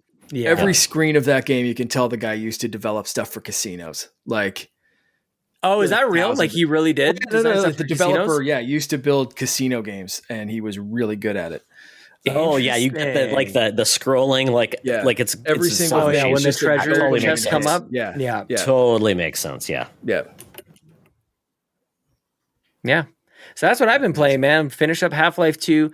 I'm going to be finishing Animal Well and just started with Dead Cells. I'm introducing a new concept. We'll see if you guys like this or not. But I've got a well-defined backlog. So whenever I'm choosing something out of the backlog and selecting what I'm going to be playing next, that goes into my front log. I'm not sure how you feel about that, Mark, but I got a well-defined front log. Yeah. Very. Front log. I like that. Your front log is always impressive. Thank you. Yeah. Yes, I can't. I Stop just call it talking a about my front library, lawn. Sean. Call it a library. You don't have to finish all the books in your library. They are there for your enjoyment. Yeah, that's one way of looking at it. Enjoy your Feel like it's taunting enjoy your you. front log as much. No, as Why did you buy me? carrying over from 2024 is just like I really just want to play games that I'm going to have fun playing. And so Yeah, far, I think absolutely. I've rolled credits on 4 games. I've rolled credits on Gears of Wow. War Ultimate Edition, which is excellent still. Ooh, yeah. I rolled credits on Gris, which is excellent. that's a It's the great game game. from Ooh, the studio that so made good. Neva recently, also very, very good. Rolled credits on Donkey Kong Land. Like I'm having a blast, and then Awesome. Half-Life 2. I'm having an absolute blast playing games this year. you guys. Perfect. So Gotta good. love it. Yeah. Ready to go, All right, Todd? Mark. I have not been playing a lot of new stuff. I've been playing stuff to get ready for today. And then I've been playing stuff that my 4-year-old demands that I play. So Sure. the first one, the stuff that I play for me has been Fortnite because they added Godzilla and King Kong. And holy crap, I love when they Can do you play weird as stuff like that. Godzilla and King Kong? Because it's Yes. a big body target. So there's a couple of different ways. Is it little So Godzilla? The first one is Little Godzilla. If you check my Instagram, I just got 2 back-to-back Victory Royales as Godzilla, one of which I was wearing shark slippers that Brendan Myers gifted me for Christmas. So they gave me some superpower to finish this second You Victory can gift Royale. things in Fortnite? Oh, God, yeah. I sent Oh, him a Todd. pair of... You're so cute. what did I send them? Elf shoes or something like that. Anyway, yes. So I have Godzilla, King Kong, and Mecha Godzilla. Just unlocked Godzilla today, which was fantastic. I was very happy with that. Yesterday, something like. Anyway, so that you can play it, and he's normal Fortnite sized, a little chunky boy, but normal Fortnite sized character running around with guns. The next option is Godzilla actually drops on the map, full size Godzilla, stomps around, laser breath, all that kind of stuff. If you are the first person or the person to get the most damage on Godzilla while he's on the map, you get to control Godzilla. Oh, God. Which I haven't That's done amazing. yet, but it looks so much fun. And I was shooting Godzilla with like some guns and stuff, trying to get control of Godzilla, and I just missed it by a little bit. So much fun. Occasionally, King Kong will drop on the map, like full-size King Kong, and he'll kind of do some stuff, and they'll drop different like prizes around the map that you can go find. But I just love it when they do crazy stuff, especially crazy stuff with kaiju. So yeah, Fortnite. I had kind of bounced on Fortnite for a bit. I was kind of like my interest was waning for a couple of seasons there. You throw Godzilla into something, I'm in. I'm back in. So there we go. You're Godzilla, man. He's in Dave the Diver. He's all over the Yeah. place. Right. Yeah. So Godzilla, awesome. I have a few Godzilla figures around the house. My brother and I have been obsessed with Godzilla since we were kids. So, yeah. So that's definitely bringing me back to Fortnite. The other games I've been playing, Finn has been absolutely obsessed with the Pikmin series. So much Pikmin. We finished Pikmin 1. I finished Pikmin 2 as well, just recently, and I had one more voucher left. I thought I was saving it for Donkey Kong. Apparently, I was mistaken because I really, really, really needed to get Pikmin 3. You didn't already own it? I owned it for Wii U. I didn't own it for Switch. Because you So now I can't have access the your Wii U anymore. Oh, wait, you can. It's still upstairs. It's still plugged in. It's functional. Like it's literally upstairs. And but I was just like, you know what? Screw it. I'll just get it and make him happy and own the entire series in one place, which I thought is really cool as well. So we're probably about 3/4, maybe halfway through Pikmin 3 at this point. It's been great. That game is so good. I forgot how good Pikmin 3 was. It is an incredible entry in the franchise. And having just recently played Pikmin 4 again, I don't know, there's something about Pikmin 3 that just is so good. Being able to send the 3 pilots in different locations, The way that they handle the onion and the Pikmin and everything in this game is so friggin' good. I kind of regret it waiting this long to get it back on Switch. So I'm very, very happy that I have the whole collection. The last game I've been playing more of. Wait. I said I would last time. How they handle the onion? I don't know what that means. Pikmin. Okay, if you've never played a Pikmin game before, yes, that sentence sounded insane. I mean, there's a ship that they come down. Is it called the Onion? That's the ship that okay. You nailed it. Holy cow. Yeah. That was amazing. Fantastic. Great guess. The ship that the Pikmin live in is the Onion. The ship that the human characters live in, there's several different ships. But the Pikmin reside in an onion. And in the first couple of games, there were multiple onions, and then some of the Pikmin couldn't go in an onion, so you had to, and it was really hard to like grow more of those Pikmin, which was super frustrating in Pikmin 2. This one solved that by just any different color you get combines into one giant onion, swirling with all the different colors. So it doesn't matter if it's flying pink Pikmin, rock Pikmin, whatever.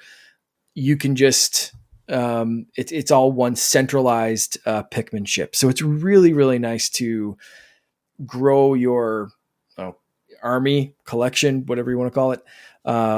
So they're really, really well thought out and paced game and fun little mystery kind of thing. And it's genuinely funny at times too, which is great.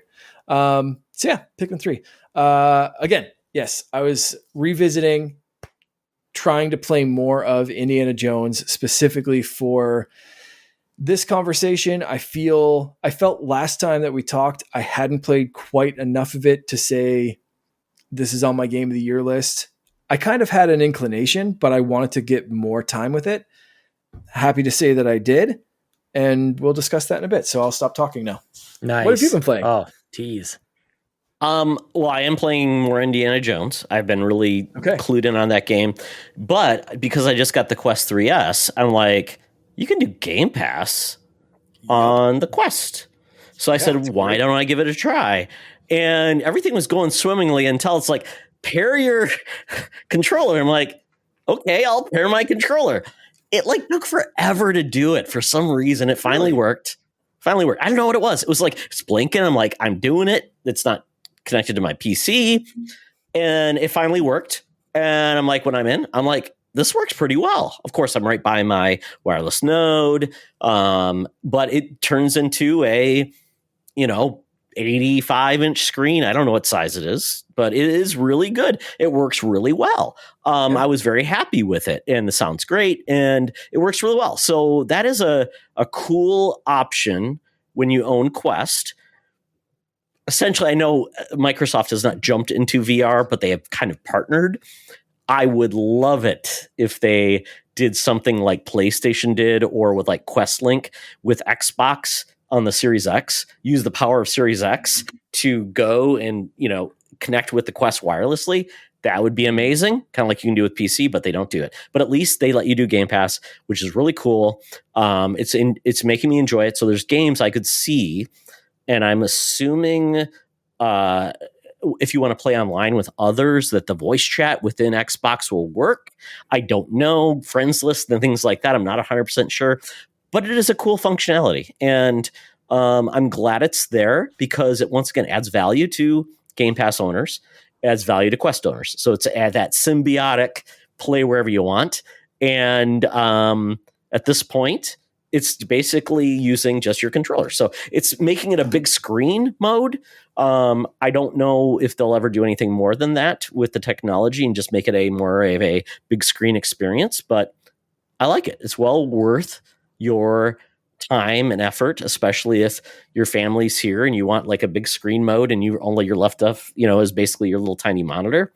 I think it's a great experience. So Quest 3S, you just download the Game Pass app on your Quest, you log in, and it works pretty seamlessly. It's very cool. Were you playing mostly in the virtual environment, or did you have the pass-through floating window? It was the pass-through floating window. So I was doing such that. A cool thing. I love it. Because I was like sitting in front of my computer, and then there's the big screen right in front of me. I'm like, this is perfect. My wife's over there sitting on the couch. Yeah. I was just gonna say I had it. My wife was playing Zelda on Switch on the TV, so I set my like virtual screen next to the TV so I could still see what she was doing, and then have my Quest 3 screen just kind of floating next to it and could still see and interact with her. It's essentially it's essentially so cool. You're seeing your environment with a big screen, which is super nice because you don't feel like you're in a somebody's going to sneak up and go, I'm going to kill you. Yeah. It's very convenient. Fortnite, I had it way too much. I was swiveling my head to try to keep up with all the action. I was like, I got to be a little too big. Screen, man. It's a little might be a little too big. But you're like, you see it and you're just like, I need it the size of my living room. It's such a cool feature. I think it's highly it's well worth it. So check it out. Yeah. I think it's also compatible with Quest 2. So it is. You don't have to feel if you're left out. So I think it's great. And then lastly, Sean, you talk about games you own. If you're a PC gamer, you have so many games because you get them from Epic. You get them from Amazon. You get all these free games that are just there. And sometimes they're like amazing. It's like the Lego Star Wars collection on Amazon there or Epic, whatever. So I'm like, well, there's this cute little game called Atari Mania. What is this game? I don't know. It is adorable. Basically, I'll give you the premise. It says, you play as the caretaker of the Atari Vault, a storehouse of classic Atari games. One night, a dead pixel appears, and soon enough, all heck breaks loose. And essentially, it's like all of the characters from Atari games are living in this museum. Like a Millipede is a real person character, and he gets sucked into this void. And so then, as you're doing this to rescue all these characters, it basically gives you challenges from like classic Atari games. So it's like taking your pixel guy who looks like a caretaker of a museum, and you're doing all these micro games. It's like WarioWare mixed with Atari, and they're super cute. And so it's like you have 10 mini games you have to do, and it's just very quick. It's micro games. It's so fun, and they've just really embraced the fun of Atari, and it fits the aesthetic because it's very much like kind of 12-bit. I don't know. It's like that weird level between like Intellivision 2600 and like NES, but it's still using modern technology. It's super cute. I've really enjoyed the game. The caretaker kind of looks like Pitfall Harry, kind of, if you remember that character. But it's super fun. It's on the Switch. It's on Steam, PlayStation, Epic Games, and Atari. It shows an Atari logo. Is there an Atari console you can play games on these days? Maybe. It doesn't say Xbox, though. Yeah. Okay. Yeah, it reminds me like the Sword and Sorcery. What was that game? Yeah. Adventure Brothers. Adventure. Yeah, Super Brothers, Sword and Sorcery. Yeah, great game. But this is just super fun. Lots of just hijinks with those old classic games, which it fits the aesthetic with the old Atari system. I know a lot of people can't play those old games, but I'm glad they're finding a way to make it work in a very comedic fashion. When Millipede goes down the suck hole, I'm like, oh no, Millipede! Whoa. Yeah, the suck hole. Sorry. Right. Sorry. For the kids listening, don't listen to suck hole. It was cute for a second. Yeah, I mentioned suck hole. Although if you watch Ghosts, they say you get sucked off. That always makes me laugh if you watch that show. Great show. Yeah. Great show. Love it. It's great. So, you know what? And as soon as I finish, like my gaming has been focused on Indiana Jones because I said to my son, once I finish Indiana Jones, I'll be focused on finishing Cyberpunk because that is his like favorite game of all time. We're watching Cyberpunk Edge Runners.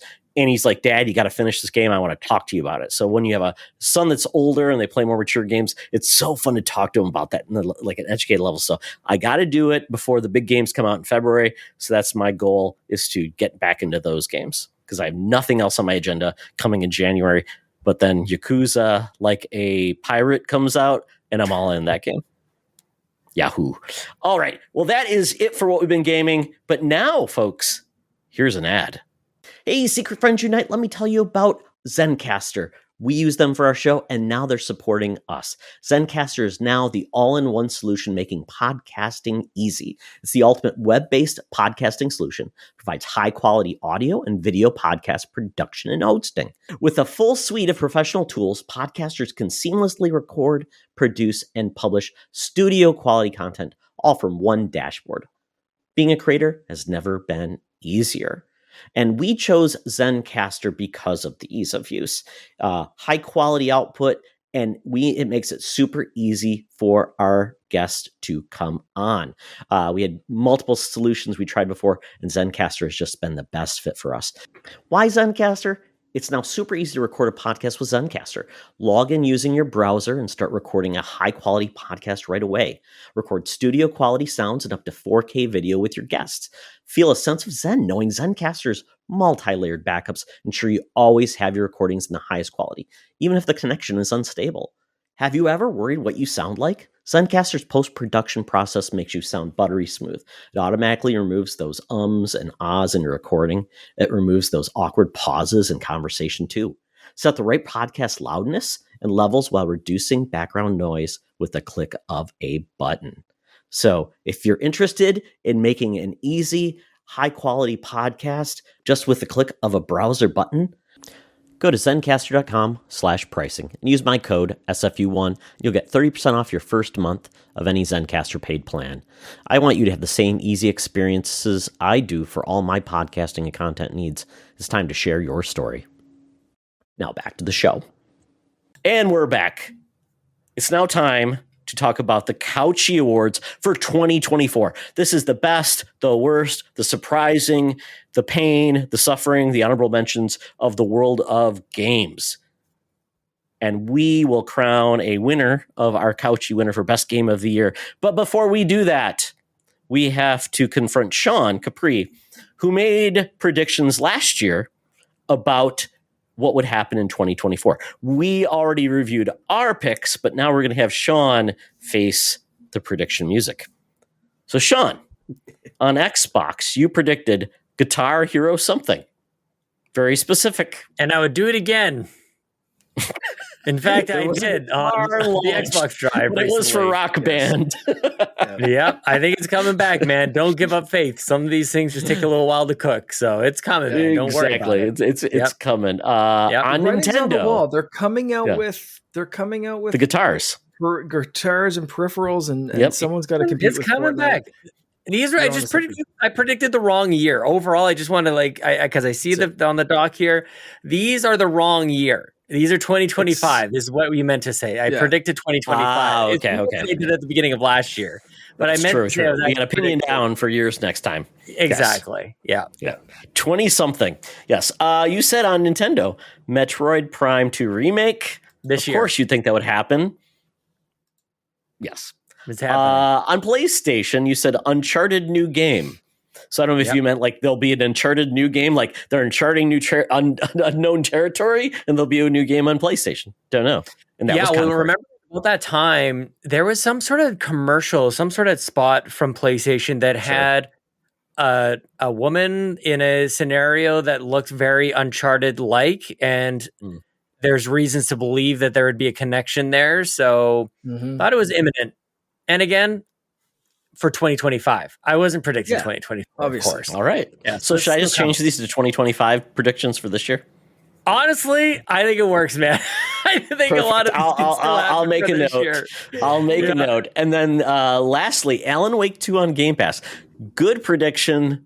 I wish it happened because I want more people to play that game. Give it time. Just give it time, man. It'll come on Game Pass. Did Cyberpunk ever come to Game Pass, Sean? I don't want to talk about Cyberpunk on Game Pass. That ship has sailed. I lost my $50. That was a great bet with Joe. Well. Okay, we took care of that old business. We get to the business of talking about 2024. So the biggest news story of the year. We each can pick one. So Sean, what was your biggest news story of the year for 2024? Yeah, man, it's funny to look back on the last year because a lot has happened. I think the one that I'll point out is one that will reverberate for many, many years. And I think we will look back to 2024 for this really happening, that Xbox games went multi-platform. And it's been the slowest Band-Aid to ever been ripped off ever. But yeah, I mean, did Hi-Fi Rush ever go multi-platform? But they started with this, there was 4 games I was trying to remember that Xbox went. I think Hi-Fi Rush is on PlayStation, but not on Switch.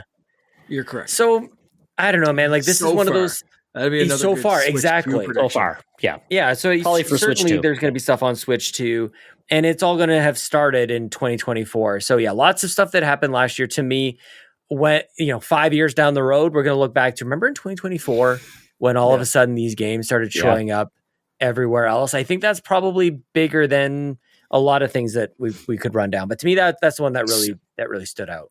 I mean, Xbox is probably the biggest third-party publisher on PlayStation right now. Totally, yeah. Kinda crazy. Grounded and Hi-Fi Rush were the four that jumped over, and I think that's just like it's just the start. And oddly enough, it kind of reminds me of when Game Pass first. I remember when Game Pass first came out, but then Game Pass really came to prominence when they started launching games day and date into Game Pass, and it was Crackdown 3, Sea of Thieves, and the zombie game. The second one. State of Decay 2. State of Decay, Those three launched into Game Pass, and that was a new era of Xbox. I think similarly, these four, Pentiment, Sea of Thieves, Grounded, and Hi-Fi Rush are ushering in a new era of Game Pass. Whether people like it or not, doesn't really matter. It is. This is a new time. So to me, when things have such a lasting impact, how could this not be the biggest story of the year? Yeah. I agree. I literally have this is an Xbox campaign marking a massive shift in platform strategy as my choice for this. I did have an honorable mention because I figured someone else would mention that, and I wrote Concord's Epic Flop as my secondary pick, as just an example of highs and lows, I guess, of the game. I thought that was quite a big news story because it was epically canceled. There was business courses taught about that game in years to come as more and more comes out, revolving around like what the hell happened with that game. Well, it's such a rare miss for PlayStation. Rare miss. When does PlayStation ever miss even close like this? Yeah, never. Especially after Helldivers 2 succeeded. When does anyone miss this hard though? That's true. Like not only PlayStation, but like this. Ubisoft tries really hard to miss that bad, but even they can't hit that height sometimes. But like, geez, like this was insane. But I completely agree. I think Xbox is the bigger news story. Just their complete tonal shift and this is an Xbox. I specifically think this is an Xbox campaign is going to be something we're going to look back on and say, oh yeah, that was Microsoft finally projecting and screaming to the world. Like, I mean, Todd, we just had a full conversation about playing Indiana Jones and our quests. Yeah. Yep. That is an Xbox on your face. I think is how Xbox. I think there's a campaign exactly ad featuring a quest. That is what it is, right? Probably is. Xbox It probably on is. Your face. I think massive tonal shift. Todd, what's yours? Mark, you snagged my pick because I think the end of the era of free to play is in big live service games. I think it's over. And we had two games this year that really failed and ended their life, which is the Suicide Squad kills the Justice League. Right. And then we also had Concord. And we just heard, obviously, that PlayStation now has canceled two other in-development live service games. Those are gone. Yeah. And it's very frustrating to see that these companies that have put so much time and effort into their games, and they just go away.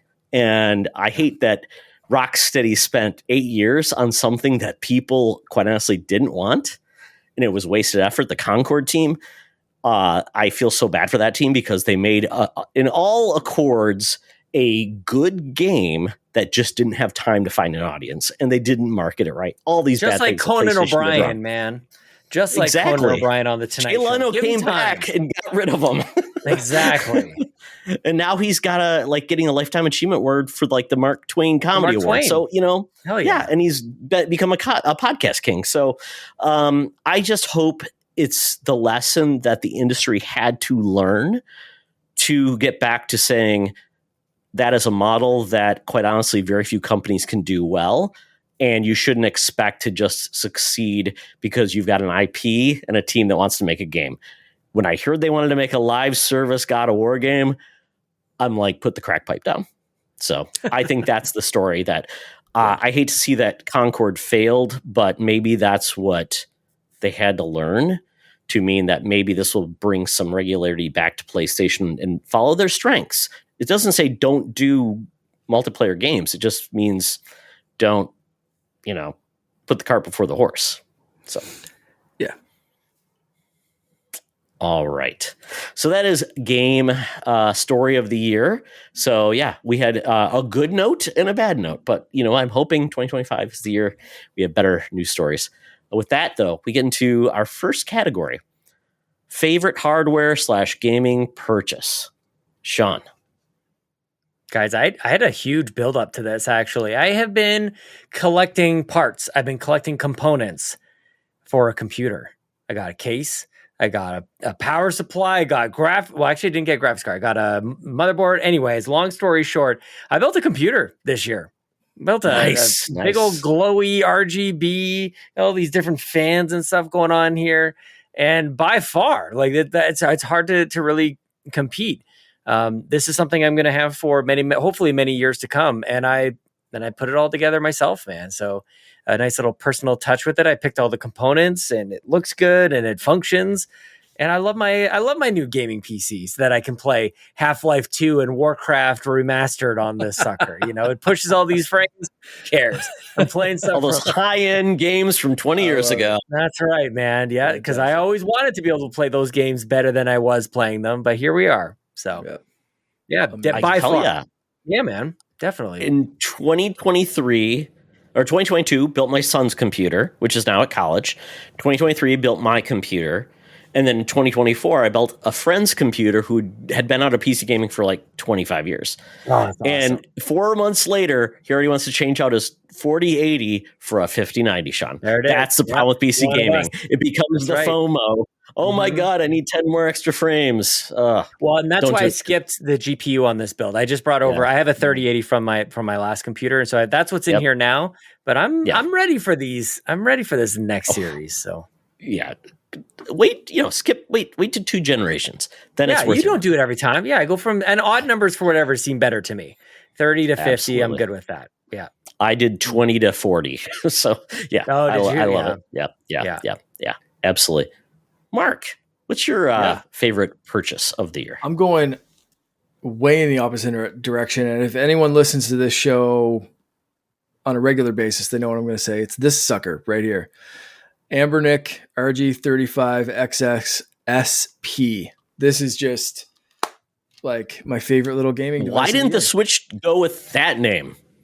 Yeah, right? Switch's name 353P. Dumbest naming convention, but I love this thing. And I put so many hours into this thing this year. Some of which are logged thanks to this thing having retro achievements. So if you have a retro achievement account and one of these, you can sync that. It only works when you're on Wi-Fi. So it only records you put in this many hours in this many games and you got this many achievements and blah, blah, blah. But it doesn't count when I'm out in the country somewhere or in the car or playing it wherever. So the time on retro achievements was more than a lot of my games this year. I put so much time into this thing, and that's literally just the games that I played sitting at home connected to Wi-Fi, not including I take this thing everywhere because it's so pocketable. Like I take it in the car. If I have a 5-minute wait, the other day I was waiting for my wife to run in somewhere. I was playing Sonic Advance. There are just so many times that I just whip something out really quickly, close it. It suspends the game. It's great. I love it. So that is definitely my favorite gaming purchase of the year. And it was like $60. Mark's whipping things out. Hey, be careful if you're out in parts unknown Canada. You might see Mark with this thing out. Yes. Yeah. So for me, I would say the coolest hardware I got this year was the Quest 3S. I got burned by the Quest 1. My son now has it as his dorm because I'm like, they killed the support on that Quest 1 so quick. But after playing with, so don't do entendres, my buddy Sean Nias's Quest 3, and then also using PlayStation VR 2, I'm like, man, I really want to get back into VR. And I also want to finally play Half-Life Alyx. So the Quest will let me do that with VR Link. And I'm so excited to get into this. I've got some free games. I want to play the Batman game. So very excited. Been playing with it a little bit, but I'm going to play with the Quest a lot more because I'm going to get the actual like inserts because I don't want to play VR with glasses. So I'm going to get the inserts. Right. That is my like number one need. So that's my hardware purchase, but my gaming purchase of the year was definitely the Retro Realms collection. So this was the Halloween and Evil Dead. Basically 16-bit games they made. The collection I got looks like an old VHS tape with Michael Myers. It came with a plush Michael Myers. I know Donnie Reese is big into that. I think we even talked about it when he was on the show last time. So I love it. It's great. I love these video game collections from like limited run games. I just love those. I've got a really cool collection on I forget what the last one I got was. It was really cool though. I mean, I really like what they do. The last one I got, the collection I got was the Capcom versus Marvel collection on Switch. Oh, yeah. And it came with like a little mini comic. I love that too. So I love these little collections that just really make it feel special to celebrate what you've been gaming. So that's mine. That Retro Realms thing is so sweet. And it's a great game. Nice. Awesome. Okay. Old game you finally played / beat in 2024. Sean? Oh, I'll start. Yeah, I was actually just going to look like what year did this game come out? Because I do know that it's old. This is in 2017. Snap. This is. Does that count as old to you guys? Is that good enough? 2017. I mean, is it last gen? That's last gen, right? Yeah, last gen. Depends. Yeah, it's PS4, but also Nintendo Switch. So I guess there's that. The game is Hollow Knight. Hollow Knight is one of those. Yeah. I think there's a really interesting conversation to be had about like the indie games that came out between 2010 and 2019, like the Ori and the Blind Forest and the Shovel Knights and those kinds of things. Yep. There's a good list of 10 to 20, just what I think are like S tier. Either side scrollers, one of my favorites. 100%. Yes, so many just came to prominence. And Mark would say Shantae.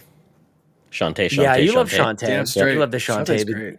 Yeah, man. Like Ori and the Blind Forest, and there's a bunch of them there. I'm trying to. Celeste I think is in there as well. And I had never played Hollow Knight. SteamWorld Dig, and I'm not sure if this is too early, but like Spelunky, I think is up in there as well. Just S tier indie games, that have a lot of prominence and a lot of people love. As Todd went to go run to what did you get there, Todd? Thinking about collections. Oh, the Shantae. Best Buy made a Shantae plush. You can't see it. They made a Shantae plush that came with the game code for the game, and so I own a Shantae plush. That's pretty sweet. From Best Buy. So they may even still have them at your local Best Buy. Check it out. Well, I thought I was playing Hollow Knight to time it in, like for the release of the sequel to be coming out here, but that's still yet to come. Yes, Silk Song. Apparently, it's still coming into Game Pass, which is we got an update on that today or yesterday. It was what they said. 12 months. At 12 months, within 12 months of our showcase, it will be there. So maybe maybe their Game Pass, their contract expired, and so it no longer will come to Game Pass. Hopefully, Game Pass is still around for it. This was a very gratifying experience for me. I love doing this, like just kind of, and I love this category for this reason. Just going back and like, what did you miss? Yeah. What are games that people really were talking about that for whatever reason you just skip past? And this was the right year for me to do this. It was very challenging. This was a much deeper game than I originally had given it credit for, and I love that it's in the collection of games I've completed. Very, very challenging end boss as well. And when it was done, this is one of those things like, where I know that I really like the game is when I'm objectively done it, as far as like I've rolled credits on it, but there's still technically more that I could do, and I still want to do it. Like I really struggled with like kind of closing that game down to move on to the next one, because that's just kind of how I play games. Like I do feel like I need to just move on to the next one. There's very few, if maybe never, a game that I just play forever. That's why like games as a service don't really land with me, even though I love Diablo. I love a lot of these. I love The Division too. I think The Division especially really, really good. But I end up having to move on to the next one. And this one I struggled with. And maybe a runner up to this. Technically, I rolled credits in this in late December 2024. I got up to 500 moons in January, just earlier this year, which was Super Mario Odyssey. for the first time, which might surprise a lot of people. So good. I spent the whole generation of Switch not getting past really the first 2 or 3 kingdoms in Mario Odyssey. I kept falling off of it, man. I know, but I kept so good. I didn't think it was that good. I kept going like, I like it. I like the way it feels. And for whatever reason, it just never really stuck. So a quick runner up to Hollow Knight for sure would be Mario Odyssey. And again, it's regrettable that it didn't really click before, but it clicked this time. Big time. Like there's a couple of key, anybody who's played it, you'll know what I'm talking about. And for whatever reason, I feel like it's kind of considered like spoiler territory in Mario Odyssey land, but there's moments in New Donk City that I think are really, really special. There's moments as you roll credits that are really special. There's moments beyond the credits that I think are great. Like there's really these things that I hadn't gotten to really the first few times that I had played it. So this was a year and I just wanted to run around and collect as many moons as I could. Whatever carrot it was dangling that was always there before, it didn't catch my attention, but it did this time. So shout out to freaking Super Mario Odyssey here in 2024, 2025. I'm here to tell you it's a pretty good video game. Oh yeah. Yeah. I think that Mario guy's got some he has some staying power. Those Nintendo people, they make good video games. They know what's up. He just had to show up around a bunch of weird New Yorkers. That was the credit. Right? Jumping around playing like hopscotch and whatever else. Like it's, like I said, whatever it had, it just didn't click with me before. It's here now. And that's why I tried to keep an open mind to stuff like this, that sometimes it's just not the right time for me. Yep. So this is one of the more prominent examples of that. Yeah. Nice. Yeah. Mark? For me, I just mentioned them, Pikmin 1 and 2. These games as a bundle on Switch were released in 2023. I kind of, I've always liked the series since GameCube, but saw this collection and was just kind of like, whatever, I'll maybe pick it up at some point, not in a rush. I've played them before. I don't need to play them again, but really solid remakes, really just did what they had to do to upgrade them enough visually so they work on a modern platform, but not so much that it feels like a full remake. Like you still can kind of tell like it's an older game. They've got some older things going on, but I really enjoyed playing this, and especially, playing with my son who watched every single second of both of those games and absolutely loves that series. And it was a series that he just kind of found on YouTube, kind of going through and saw the Pikmin shorts. So it wasn't even something he was kind of familiar from Amiibo and stuff, just being around the house, but nothing that I shoved in his face of look at this. It's a great series. So he kind of spotted that and was just I've seen these characters before. Can you tell me more about this? And it's dude, there's 4-5 games really. We even played the 3DS game this year. Hey, Pikmin, nice. Yeah. Yeah. So, Pikmin 1 and 2 for sure. And Hey Pikmin, I guess, honorable mention there. Nice. Wow. I think that's the first time I've heard an honorable mention for Hey Pikmin.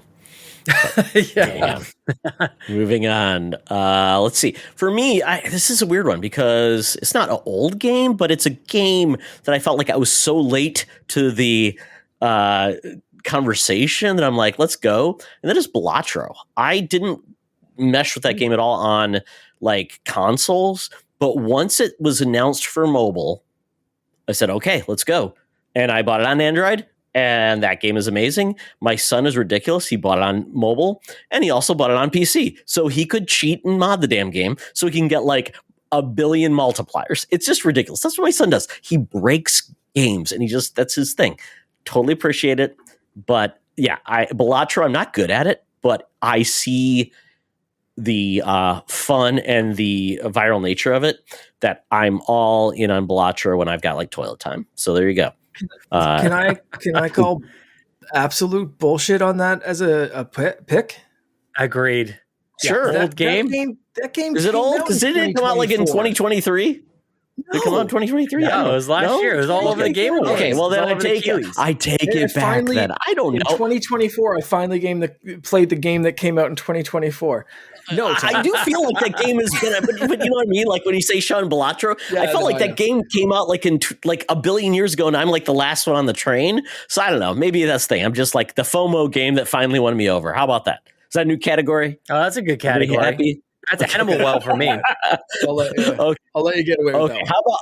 How about this? Cyberpunk, Liberty City. So that's a way better pick. Okay.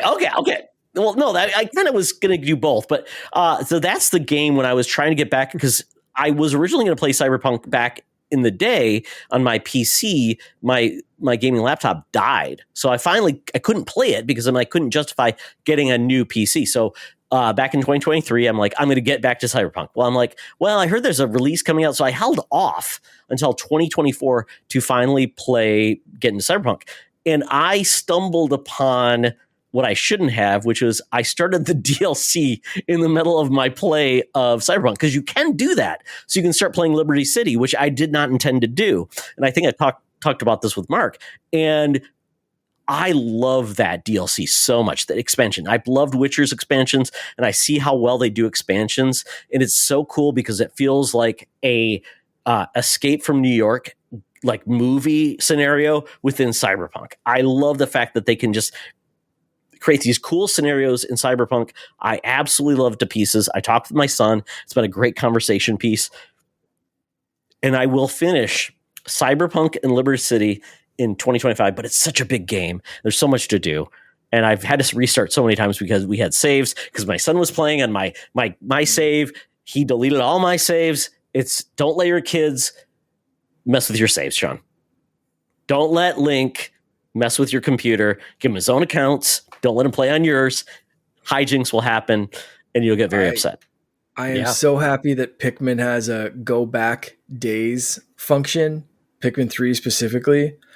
Finn lost like 86 Pikmin. You're allowed having 100 on the field. And I go down and I'm like starting up the game. I'm like, buddy, did you play this without me? And like he was being super sheepish about it, and finally he was like, "Yeah." I was like, "Did you get in some trouble?" Yeah. It's like, okay, we're gonna restart. Like it was. I think I went back 2 days, but it's very easy. It's just like, "Do you sure you want to do this in override?" I was like, "Yeah, give me those Pikmin back." I would just beat the thing. But he was just like, "Yeah, I guess I lost like most of my Pikmin." It's like, Jesus. All right, cool. Great feature. There was an Xbox game. What was that Xbox game? It was on Xbox One with a girl with a robot friends. Recore. Recore. My son played my save, and I couldn't get back to where I was at, so I was so upset. That's why I never finished that game. That game's so good. I know. I've heard that the remaster is great, so yes, I would love to give it another good. try. Maybe that's my game. I'll give another try in 2025. I want to say that was made by the same people, or maybe the same lead as Metroid Prime, the Metroid Prime games. Yeah, dude, like that. There's good games on Xbox, and like people don't even know how to celebrate. No, I don't disagree. It's just when your kid takes away all your progress, and like, am I going to really restart it again? Dang. So yeah, he left me at a spot that I just couldn't get out of. So yeah, bad kids. Thankfully, he's still alive. Yeah. Golly. Oh well. Let's get into most disappointing game. This is our hot trash in the summer award, named after Bobby Pauls. We've always gone back to that phrase. Bobby means a lot to all of us, and it's our way to remember Bobby every year when he made fun of the games we loved. Sean, I remember when Bobby would mock the games you loved, and it made me smile when he made us all cry inside. I think of him with the Yankees hat that I don't even watch baseball, and I wear a Yankees hat for some reason. So Bobby always did too. Yeah, that way of like going through, you'd be like gushing about a game and just be like, "It's the greatest game. I love this and I love that and I love this," and he'd just have that look in his face and just like, "Nah, it's hot trash in the summer," and you can't nobody come cares back about from that. Mm-hmm. He'd chuckle at you, mock you, and you're like, I guess it is. You try and you're like, "No, Bobby, it's this," and it's it's hot trash in the summer, and it's just like, all right, we got to move on. Yeah, whatever you know. What do you know? Fantastic. Mm-hmm. Yeah, amazing. Sean. For me, this is a sad story, you guys, because I'm a huge fan of this series. 3 games I love: Origins, the sequel. Oh no, and I know what your acronym is, you asshole. Dragon Age: The Veiled Guard. Oh, DATV. no! I left notes in the doc for those listening that I didn't want to completely give away, but I wanted to at least Now remember I what the know. heck Like, I was what the trying hell to is think this of. game? Dragon Age: The Veiled Guard is, dude, it's the definition of what Bobby would say. This is hot trash in the summer. It's lame and boring and inconsequential. It's got great visuals and it's got great gameplay, but the characters don't matter. The problem, the scenario that we find ourselves, it doesn't matter. There's actually a stream. I was streaming on Twitch. I was playing it. I was so excited about this game. You're not agreeing with me, or are you with me? Just like, I can't believe that. No, not at all. You don't agree with me? About this game again. Explode. You like this game? I love this game. What do you like about it? Like, these characters suck. It's Mass Effect 2 in fantasy, Sean. It's amazing. I love these characters. They're so much fun. I love the relationships. I could not tell you anything about the other Dragon Age game that I played. I'm like, those characters, I'm like, they don't connect with me. These characters connect with me. This was my Mass Effect 2. How? Which ones? I'm playing 70 hours of this game. Nev, she's sexy. Scout she's Harding, fun. she's so boring. This is the worst dwarf character I've ever met in my life. Balara, sucks. she's your geeky elf. She knows what's going on. She's got to redeem. She's got to save herself from her brother, who's evil. Come on. Oh, she's so lame. Are you kidding? Oh my God. Now I know how I felt when that game that you liked, that JRPG game. I'm like, what are you even talking about, Sean? Which was that game that you liked? Tales so of much? Arise is a great game. Go play that. Tales of Arise is fascinating. The most JRPG boring dialogue in the world. Now we're sitting our crew and okay. Anyway, so my most disappointing game of the year was Dragon Age: The Veiled Guard, and that game is boring and sucks, and the dialogue is terrible. Soul. I'm sorry, dude. It hurt. You channeled Bobby. Listen, I don't mean to be hurting you. It hurt me. Okay, I was alluding to this. I was streaming it on Twitch, and I'm like stoked about. I'm like, oh, there's Varric. I love Varric, and there's all this stuff. I'm trying to like bring the community along. I'm like, guys, you don't understand. Like in Inquisition, this happened, and then like this is a callback to the second one, and then this chick shows up, and she's from the very first one. I'm all in. Like this is great. And then you kind of go off on your adventures. I'm like, you can literally watch it happen while I'm streaming. I'm like, I think this game might not be good. Like, like that. I just kind of like washed over me. And I gave it a couple other play sessions after that. Funny because I fell off every Dragon Age because I'm like, nothing's driving me here. Not bombing with any of the characters. Oh well. Nothing like the blight of the first one. You know what I mean? Oh, you guys, the end of the world. Yes. What is this? They got like these elf gods that are like trapped in a prison. Who cares? In the barn in Dragon Age from a glitch. So that's all. Goats in the barn. Okay. Well, sorry about your luck. Okay, Mark. I hopefully you have one we didn't pick. I think mine make Sean hurt now. Make Sean hurt. A lot less controversial. I'm going to say I kind of have 2 answers. One I never played, and I'm disappointed kind of in myself, but also in how the game was presented. And I think this will be my like game I finally played this year, but it's Star Wars Outlaws. For me to skip a Star Wars game. Oh no, Mark. There you go. Good job, Mark. Hurt his heart. So, yeah, I don't know. There was just something like about the launch, about like it was the stealth. I'll tell you. Well, they fixed it. The stealth stuff. You'll like it now. Go back. I really need to pick this game up. I've almost picked it up several times in the last couple of weeks. I will get it this year. This game's so that's fun. More disappointing in myself and disappointing in the way it launched. My actual disappointing game that I played was Skull and Bones. I wanted to try to give this game a chance. It was in development hell for so long, and I was hoping that they could do something. I love Black Flag. I love Sea of Thieves. I love piratey stuff in general, and I was hoping this game would hook me in some way. And I gave it a few chances, and it just didn't. And we've talked about this before, of like the DLC leaning more into like fantasy elements and this kind of stuff, and like different things that they have planned for this game. And I think if they launched it with that rather than like kind of a boring-esque pirate sim, and they went a little bit more like, hey, there's dragons in the ocean and there's crazy shit going on, and made it a little bit more exciting, I think there's could be something here. But I don't know, man. I kind of bounced off Skull and Bones pretty quick. Oh, Yeah. sorry, Mark. Sounds like you're gonna get a Black Flag remake, though. So Yeah, you win. be exciting. For me, one game that truly disappointed from a series that I absolutely loved when I was younger, that's Flashback. They had a Flashback 2 game. Holy cow, that's a pile of crap. It was, the controls were bad. The story was bad. Everything about that game felt it was like it was made in 2003. I wanted to delete that game as soon as possible. It's so sad because it had none of the personality, none of the charm of, you think of like Flashback, Fade to Black. I love those games so much. And when they brought it back, I'm like, oh, this was so heartbreaking. So that is the game that sucked. Now, the game that I think isn't that bad, but really disappointing to me, was the Plucky Squire. Oh, yeah. That game looked so fun and original, but actually playing it, that's where the charm ended. I did not find that game fun at all to play. There was too much dialogue. There was just too much of not doing something that I expected that game to focus on, which was use its mechanics, its storytelling, its going from between the pages, going back into the real world. And I believe they've done some updates to that game.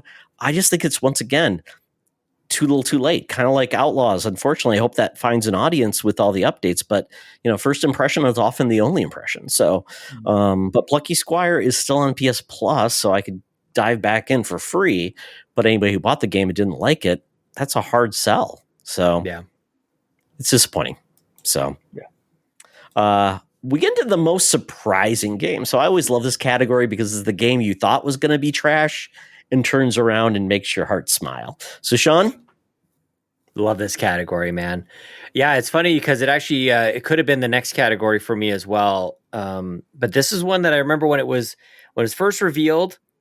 I couldn't understand why anybody was excited about this at all. And the game is Cat Quest 3. Didn't understand why people were getting excited about. I love those games. I didn't know anything about them. I didn't even know there was a Cat Quest 1 or 2. Like all of a sudden we're at the third one. Like I didn't understand this. And all I saw was just a bunch of on the nose cat puns. And I wasn't really here for it. And yet somehow I managed to get a copy of the game. And the game itself is very fun, super accessible, like all ages. And that's really where it could have blended into my favorite gaming moment of the year. I showed my daughter this game, Cat Quest 3. Ellie turned 6 earlier or late in the year. So I think she was about 5 when we were playing it. And that is a memory I will have for the rest of my life. It's really technically like her first like RPG. You put on different armor, different weapons. You kind of upgrade along the way. We're roaming around the sea in our boat and trying to upgrade our cannons and stuff. And then all of a sudden there's this big giant rubber duck pirate ship out there looming in the background. And it's like level 80 or something crazy like that. It'll one-shot you if you're not powerful enough. And so for Ellie and I to play through the game, to level up, get more powerful and all this other stuff. And for her to understand that, like, that's how you play the game. This isn't just like throw a ball in a hoop kind of thing. It's a little bit more complex. And so for us to endeavor to and then succeed in defeating this rubber duck pirate ship thing and beating all these different bosses around the world, like Cat Quest 3 kind of rules, you guys. And I completely went, I'm trying to think if there's ever been a time where I had gone from like completely writing off a game to loving it so much. And it'll be one that I remember forever. Another example of when it was done, we could have gone back for more. And the special moment of my daughter coming home from school and going, can we play Cat Quest 3? Like that rules, dude. There's nothing better than that. Yeah. So shout out to Cat Quest 3. Super, super fun game. Can't wait for the next one. My son loves all of those games. And even as an 18-year-old, when I told him Cat Quest 3 was coming out, he's like, oh yeah, I'm in. Yeah. Feels good to play it, man. So good.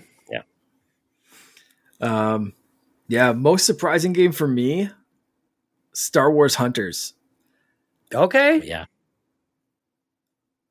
I skipped a Star Wars game, like a big AAA Star Wars game this year. I just talked about that. To switch over and say I put in close to 100 hours in essentially a Star Wars mobile shooter game on Switch is just like, what the hell? I would have thought that those two things would be switched over. I would have thought that was Star Wars Hunter was a throwaway game that was going to kind of fizzle out, and Star Wars Outlaws was going to be the one that I put 80 something hours in, 90 hours in. Opposite, very much the opposite. I loved Star Wars Hunters, didn't expect to at all. I've since, like, this season kind of petered off a little bit on it, but only because I've been trying to play some other games for this conversation. So, yeah. All right. So we're going to move ahead. Sean's got to run, and he's got a early morning. So, Sean, do you want to give us your top fives? Well, I could give you the favorite gaming moment, but I don't know if I want to rush through the top fives. I can leave the top fives to you guys. Maybe you guys talked about Corey in his 6-hour Game of the Year podcast. Similarly, Carpool Gaming, 6.5 hours. We had all 12 hosts on throughout the show, plus special guests. So people, and we called it the Game of Our Year, the GUIs, of course. Okay. So people can go check that out for my top 3 with a whole bunch of random categories that we like to throw in there as well. But maybe I'll just spoil the ending, which my Game of the Year last year was Hellblade 2 Senua's Saga. And I played it directly after. Actually, I started it the evening after the morning having finished Hellblade 1. So I played it as one full experience, and there's just totally every inch of it resonated with me. Senua as a protagonist, her strife and her journey in the first one, rolling right into the second one, just an absolutely astounding experience, a blockbuster to every extent of the word, and completely overlooked, I think, in a lot of ways last year, unfortunately. A lot of themes that really resonated with me in terms of like overcoming doubt, self-doubt. And even though, Senua had accomplished and overcome things in her past, still there was something kind of like holding her back. So I really love that game at a deep level. And I know there's a lot of comments out there about whether or not it's great or not. For me, it was a very special game that I kind of like would like to go back and play at a certain point in time. And I want to mostly just like spotlight it here because people really overlooked it.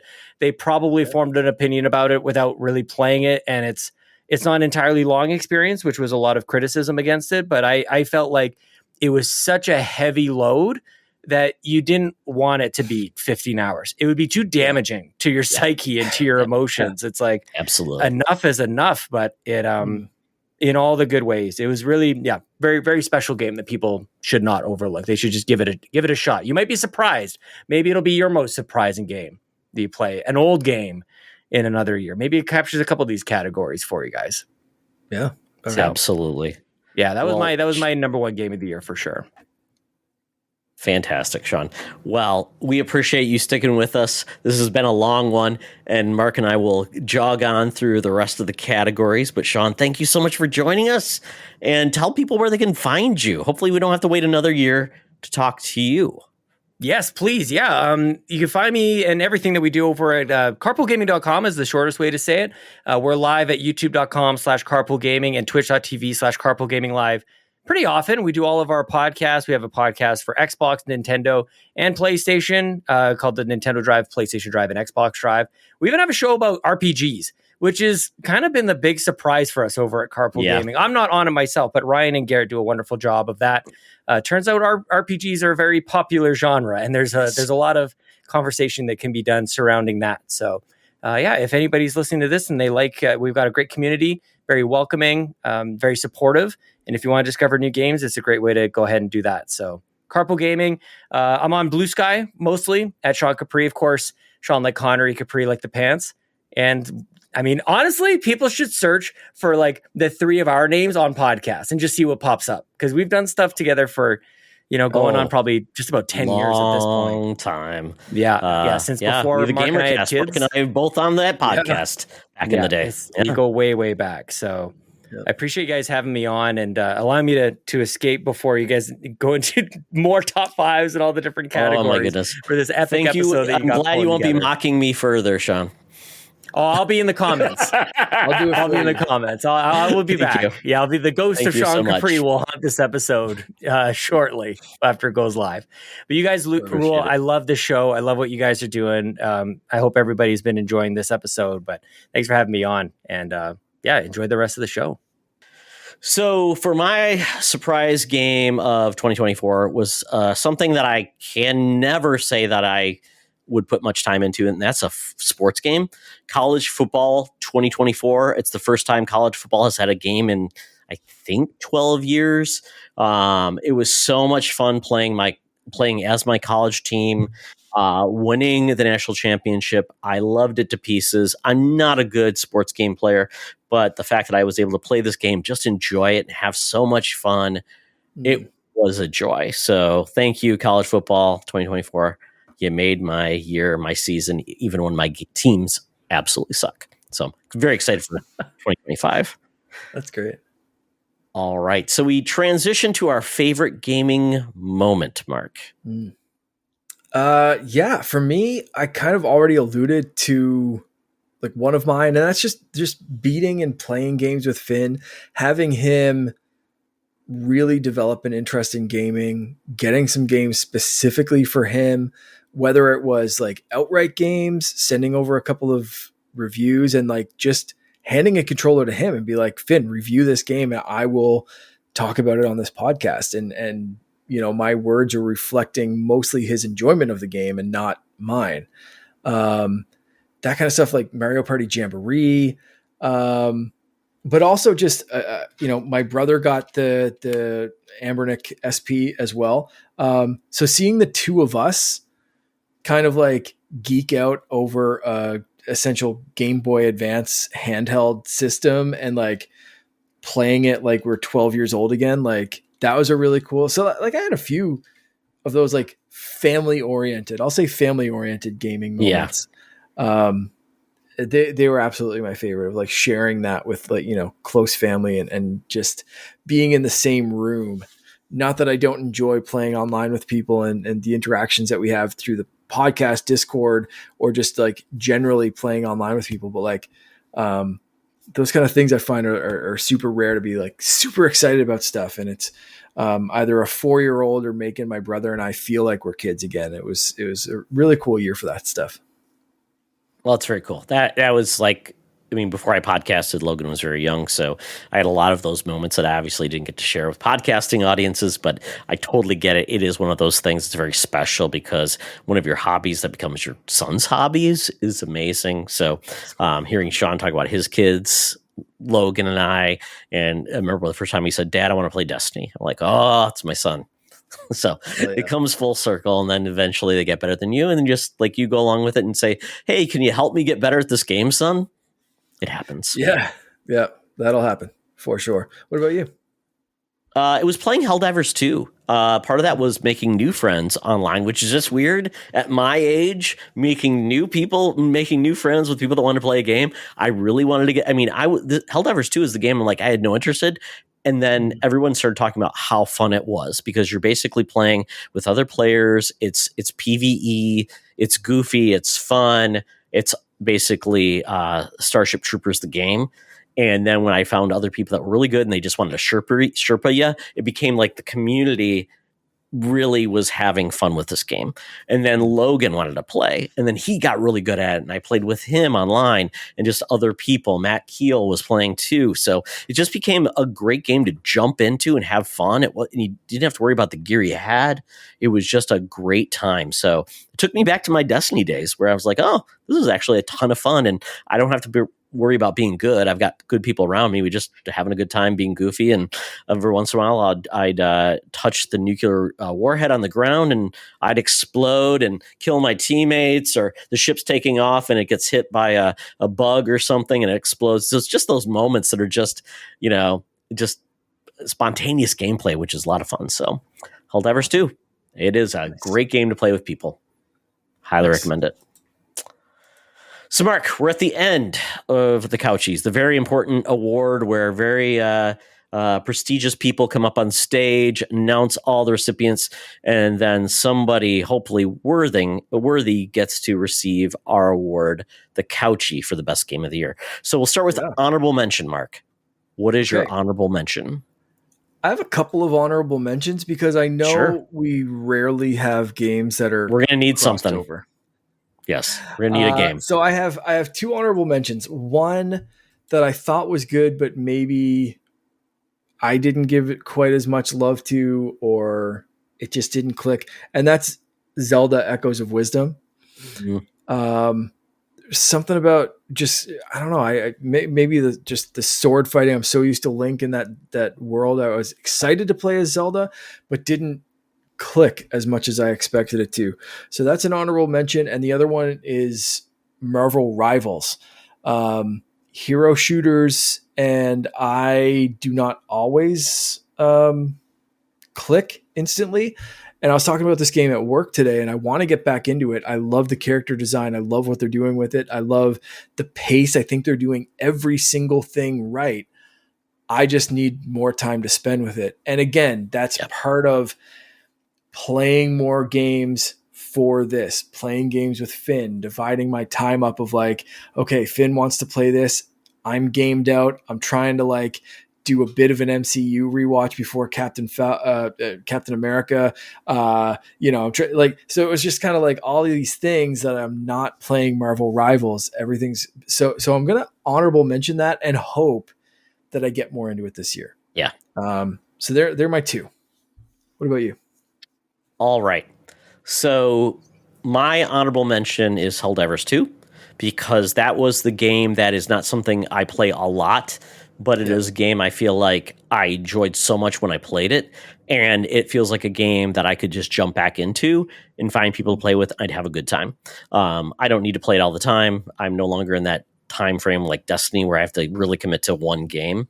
So it's a game, though, I feel like if I jump back into it, I know I'll have fun with a lot of people, and my son will definitely take me up on the offer to play with him on PC. So that is my honorable mention. I have others, but I assume at this point it probably doesn't matter. So we'll see how we go with number 5, Mark. I will go dark. I will go deep if I need to. Yeah. Number 5 is a game I don't know if you've had enough time to play, but I'm going to assume that you're very excited to because of a recent purchase. I'm throwing Batman Arkham Shadow on here in number 5. This one, I will be honest, I threw as an honorable mention. Then I had it up in number 4.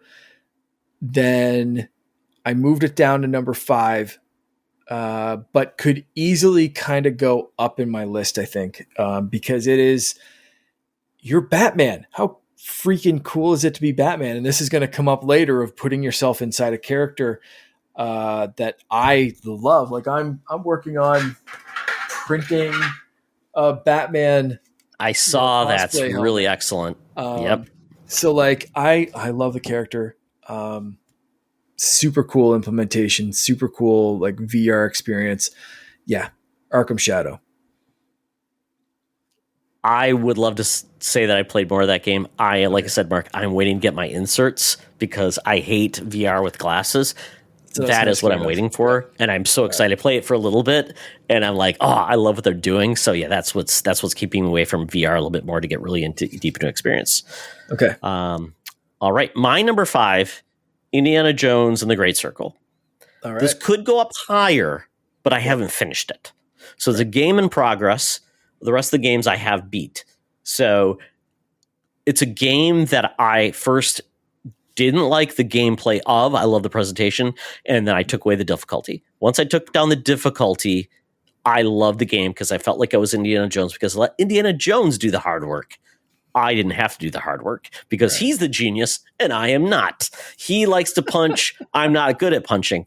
So once I did that, I really got into the adventure. I really loved it. It felt like you were in an Indiana Jones simulator and you got to explore, have great relationships, side quests. And yeah, I don't know how much more I have. I think I'm very close to the end, but I've really enjoyed the experience. I'm so glad. I just wish it would come out earlier in the year versus at the end of the year, because I felt like a December game, I'm going to try to finish it. It was just really hard, but that is my number 5 game of the year. Cool. Great choice. Number 4 for me is Prince of Persia Lost Crown. This is a game that came out early in the year. That was, an easy one to forget should be on this list because it came out, January, February of last year? January, yeah, absolutely. So yeah, this is one that almost didn't make the list. And like I said, I had Batman up in number 4, and then it was like Prince of Persia. Holy shit, I love that game. Needs to go up in here.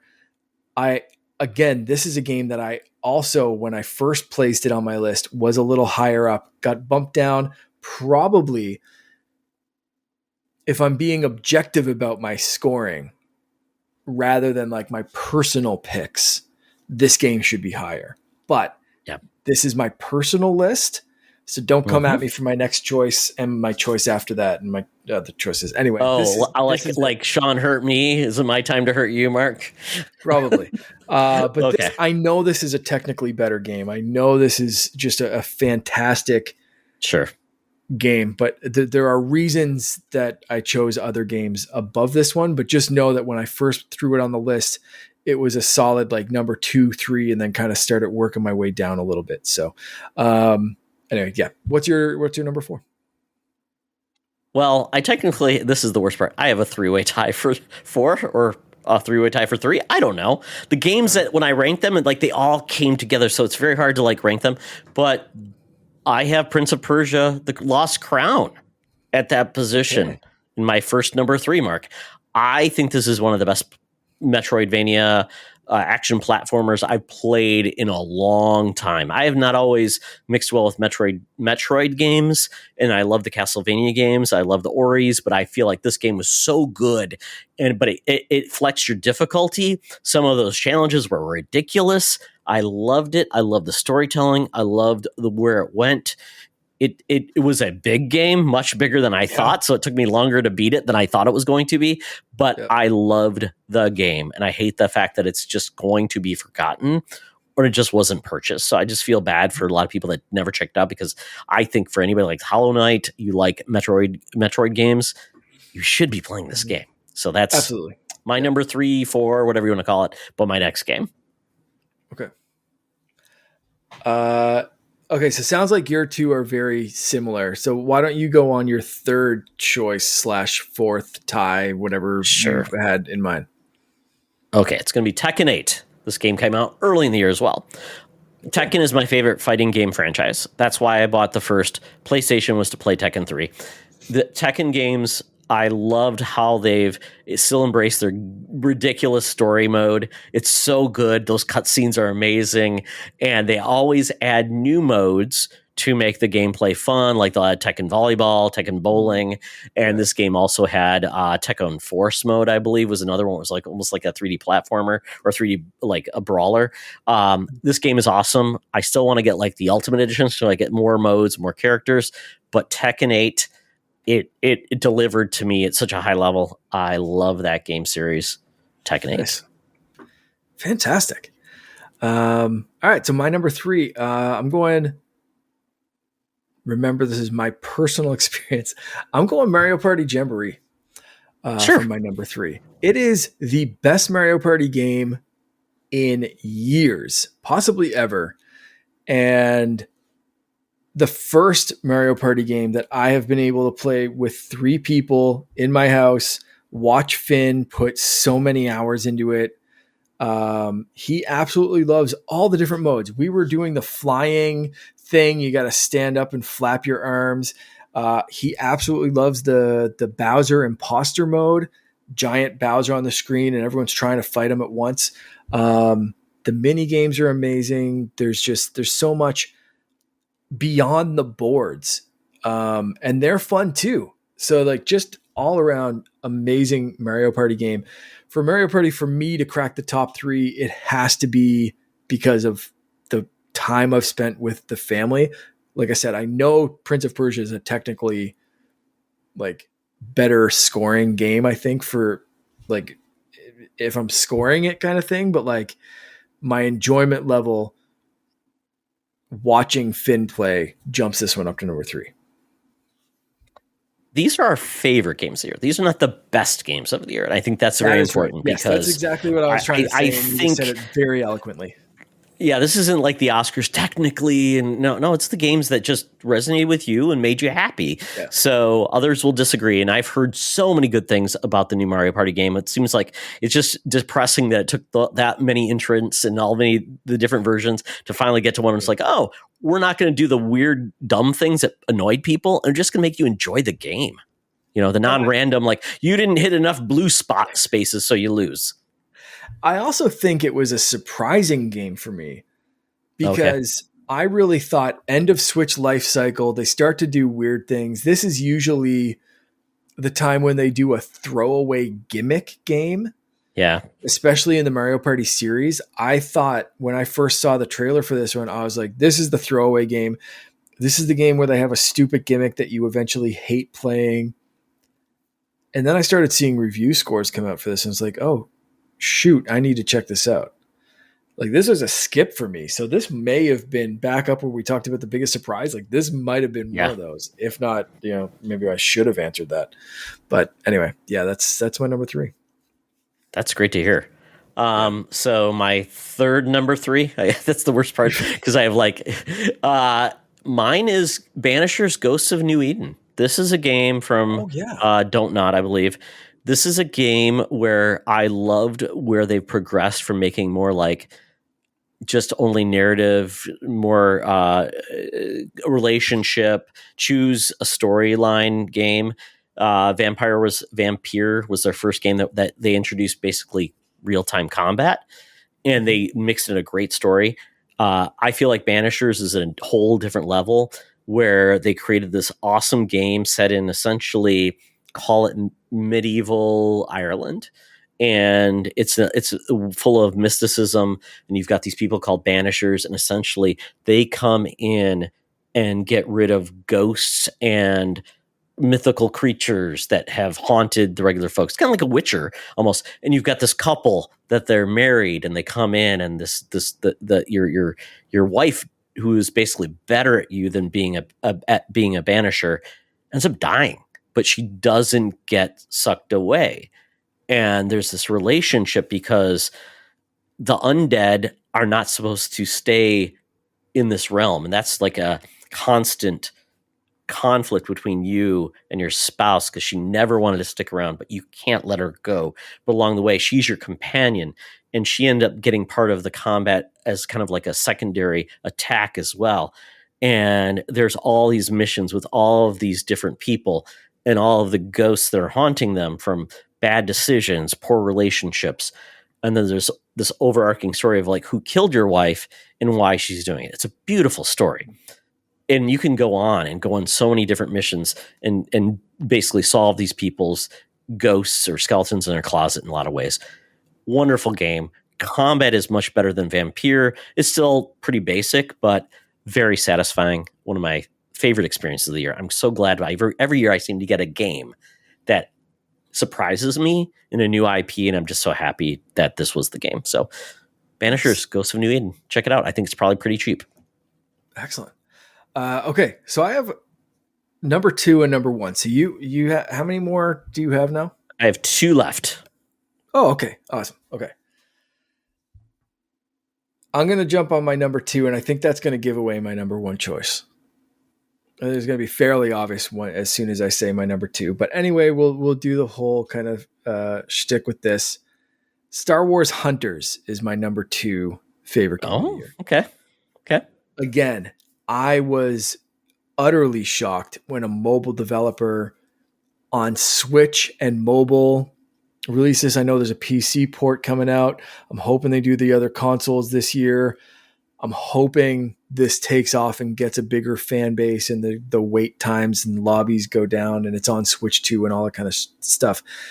But for what they did with this game, I was utterly, utterly shocked, and put in, like I said, 80 something, close to 90 hours in with this game. Nice. Like a ridiculous amount of time for what this was and what I expected from it. So Star Wars Hunters, number 2. Hard to believe that's not on consoles yet. Yeah, crazy. So weird. After Sean has said his part about this game, I'm going to redeem this game. Dragon Age Veilguard. Once again, I have tried the other Dragon Age games. They never stuck with me. I felt like they were very grindy. I felt like I wasn't developing great story. I wasn't encountering great storylines, great interactions. Felt like that was less of the focus than more of the combat and grinding, like a regular RPG. And those games are definitely felt like more like computer RPGs. Dragon Age Veilguard, when I saw the trailer, I'm like, maybe I'll give this game a try. BioWare's been hit or miss, as we know. Mass Effect is one of my favorite franchises, worlds of all time. And after Andromeda, I've kind of like, are they back? And this game has taken forever to come out. This game delivered for me. It delivered like Mass Effect 2 delivered for me. Mm-hmm. It's very much about something bad happens, then basically assembling a crew, and then you have loyalty missions. And along the way, you can create your own character named Rook. You can change him into a male, a female, do everything you want, make it an elf, make it a human, whatever you want to do. And then through that experience, the way the story arcs, and it fills you in on past storylines within Dragon Age if you were not up to speed, so you don't have to play the old Dragon Age games. To Sean's point, if there's characters from the old series that will build in more depth and layers for the franchise, but if you didn't have it, I don't think it hurts it. But what it allowed me to do is build relationships with all of these characters, and it provided some of the favorite character moments of all time. No time in my life did I think I'd run into a skeleton servant that didn't even speak and became one of my favorite characters of all time, named Manfred. A skeleton manservant. Hilarious. And then you have these loyalty missions that you have to do that basically build your relationship with these characters. Then you can romance, you can do these things, and not everyone survives, just like Mass Effect 2. Blew me away. I love the mythology. I love the way they did the storytelling. I totally get it. If you're a diehard Dragon Age fan, you may not love this game. But for me, it was a good mix of RPG, mechanics, skill tree, and storytelling that I just fell in love with. Put almost 80 hours into this game. So it was my favorite. My second favorite of the year. All right. Almost favorite. Yes. Almost favorite. Amazing. So we're on to our favorite games of the year. The top game between the two of us gets the Heart of Heart Award. Again, that's right. A tribute to Bobby Pauls. You feel it. You know it in your heart of hearts. Something that Bobby always used to say. I knew this one, my top game, last time we recorded, but I felt like I needed to put more time into it. I have not finished this game. I will openly admit that I have not finished this game. Okay. But I don't think that it matters at this point because I know in my heart of hearts that Indiana Jones and the Great Circle is my favorite game that came out in 2024. That's amazing, Mark. It put me in the shoes of one of my favorite characters of all time. I have always loved Indiana Jones from the first time I saw it. And yeah, I absolutely love this game. It's so good. I've been disappointed that I haven't had the time or the focus to sit down and actually beat this. And I know I have to. But yeah, holy crap, this game is good. I love exactly what you said, being able to turn down the difficulty, adjust it to your own playstyle. I haven't but I love that that's an option. And it might be a way that I just sit down some weekend and say, you know what, screw it. I've been playing this the way it was intended, or the default setting. I have to adjust some things. I have to make it easier so I can just experience this story like watching an indie movie and then finish it and move, because the story for me, it feels like an Indiana Jones story, and I want to experience that. And I'm almost uninterested in some of the gameplay elements, or I thought I was going to be uninterested in some of the gameplay elements, but I'm really, really enjoying most of them. Some of the stealth stuff, as stealth does, pisses me off.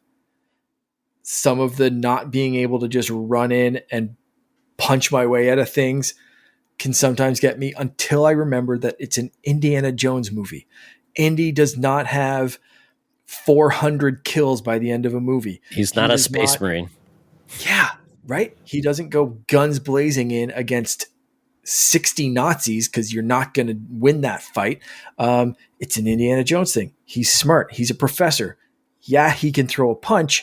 Yeah, he can shoot a couple of guys. Yeah, he can use his whip to his advantage, but he's figuring stuff out, and he's 1-on-1, maybe 2-on-1, but it's not that big. It's making me kind of rethink how I have to play games. And the reason for that is I keep going back when it's a non-franchise game, when it's not something I'm familiar with, and it's like, here, do stealth for stealth purposes. I'm like, not for me. This one where I am Indiana Jones. That first person perspective was such a brilliant move on their part, because I have to put myself in his shoes. Yes. I'm in his shoes, and it's readjusting the way my brain works when I'm playing a video game. So for those reasons, it's, for me, game of the year. I've enjoyed every second I put into this. I'm going to be finishing it very, very soon. And yeah, I absolutely love what they did with this one. Excellent. I'm so glad you're enjoying it. You've gotten farther in it. It's a great game. Like I said, I have not beaten it yet, so it potentially could rise higher on my list. But, like I said, it's in my top 5. So high praise for that game. My number 1 is a game that, holy cow, I could not put down, and that is Astrobot. Astrobot is the game that made me smile every time I played it. Not just because there were PlayStation characters from the past. It was because I have been wanting another 3D platformer that made me feel like Mario Odyssey forever. And we don't get many.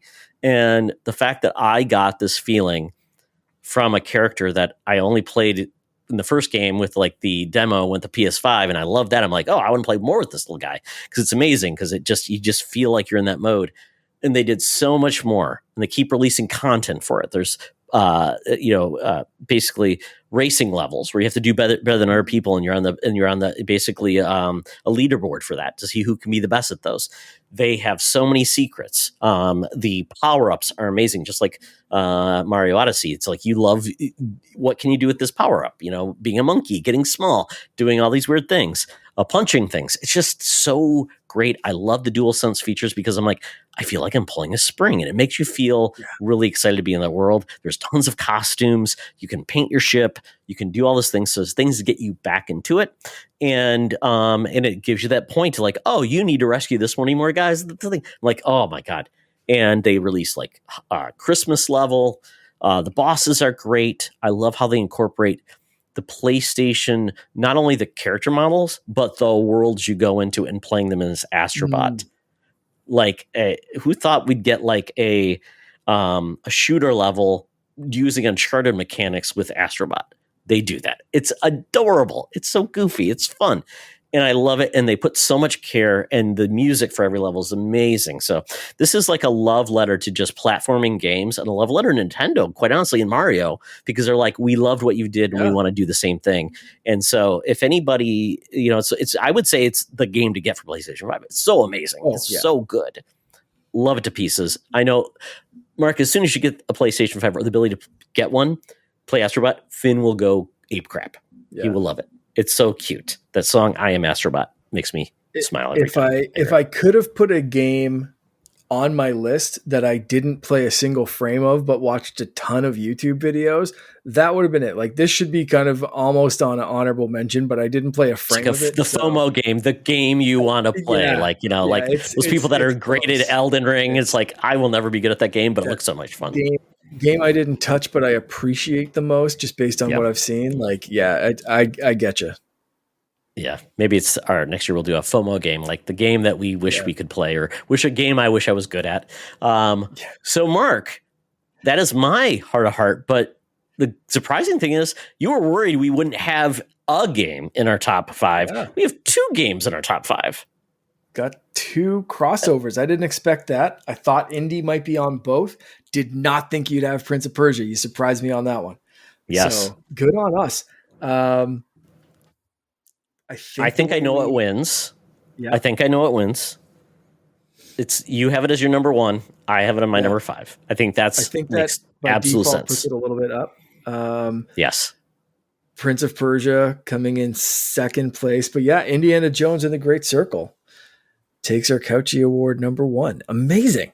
Who would have figured it? The system that is probably not our number 1 system of choice, because you have Switch, I have PlayStation, but a great game is a great game. And hopefully that game goes to other consoles so other people can play it too. Because I want it to do well. Yeah, absolutely. So there you go. Congratulations, Machine Games, Indiana Jones. We both are going to finish this game. We'll probably talk about it as we finish it. We'll talk about some of our experiences in that game because I think it's fun to do so. But that is it. We've gone long, folks. That is not even. We said we wouldn't, but we did. We know that Mark's got to get to bed. But with that, Mark, thank you for being a great host. It's been another great year. 5 years doing this with the Couchies. I could not pick a better co-host to do it with. Thanks, buddy. Same. All right. Well, very quickly, tell people where they can follow you. You can follow me everywhere as Canardian_Jedi, except Blue Sky, which is Canardian-Jedi, or always hanging out in our Discord group. Excellent.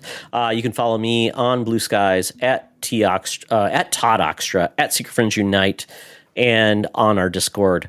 Go to our Patreon, go to our website, give us a review on YouTube and our podcast. And we want to say thank you so much for following us on this journey for over 5 years of video gaming. We're going to do some more fun things in 2025. And with that, remember, folks, it's always better to game together. This podcast is part of the Secret Friends Unite podcasting network, available on Apple Podcasts, Spotify, and podcast services around the galaxy, as well as video on our YouTube channel. You can support Secret Friends Unite by becoming a Patreon member, get bonus programs and more over at patreon.com/secretfriendsunite. Join our Discord community for even more discussions on all things geek. For all the latest updates on Secret Friends Unite, make sure to follow us on Threads at secret.friends.unite and visit secretfriendsunite.com. Find our merchandise at TeePublic and Redbubble. Thanks for listening, and may the Force live long and prosper.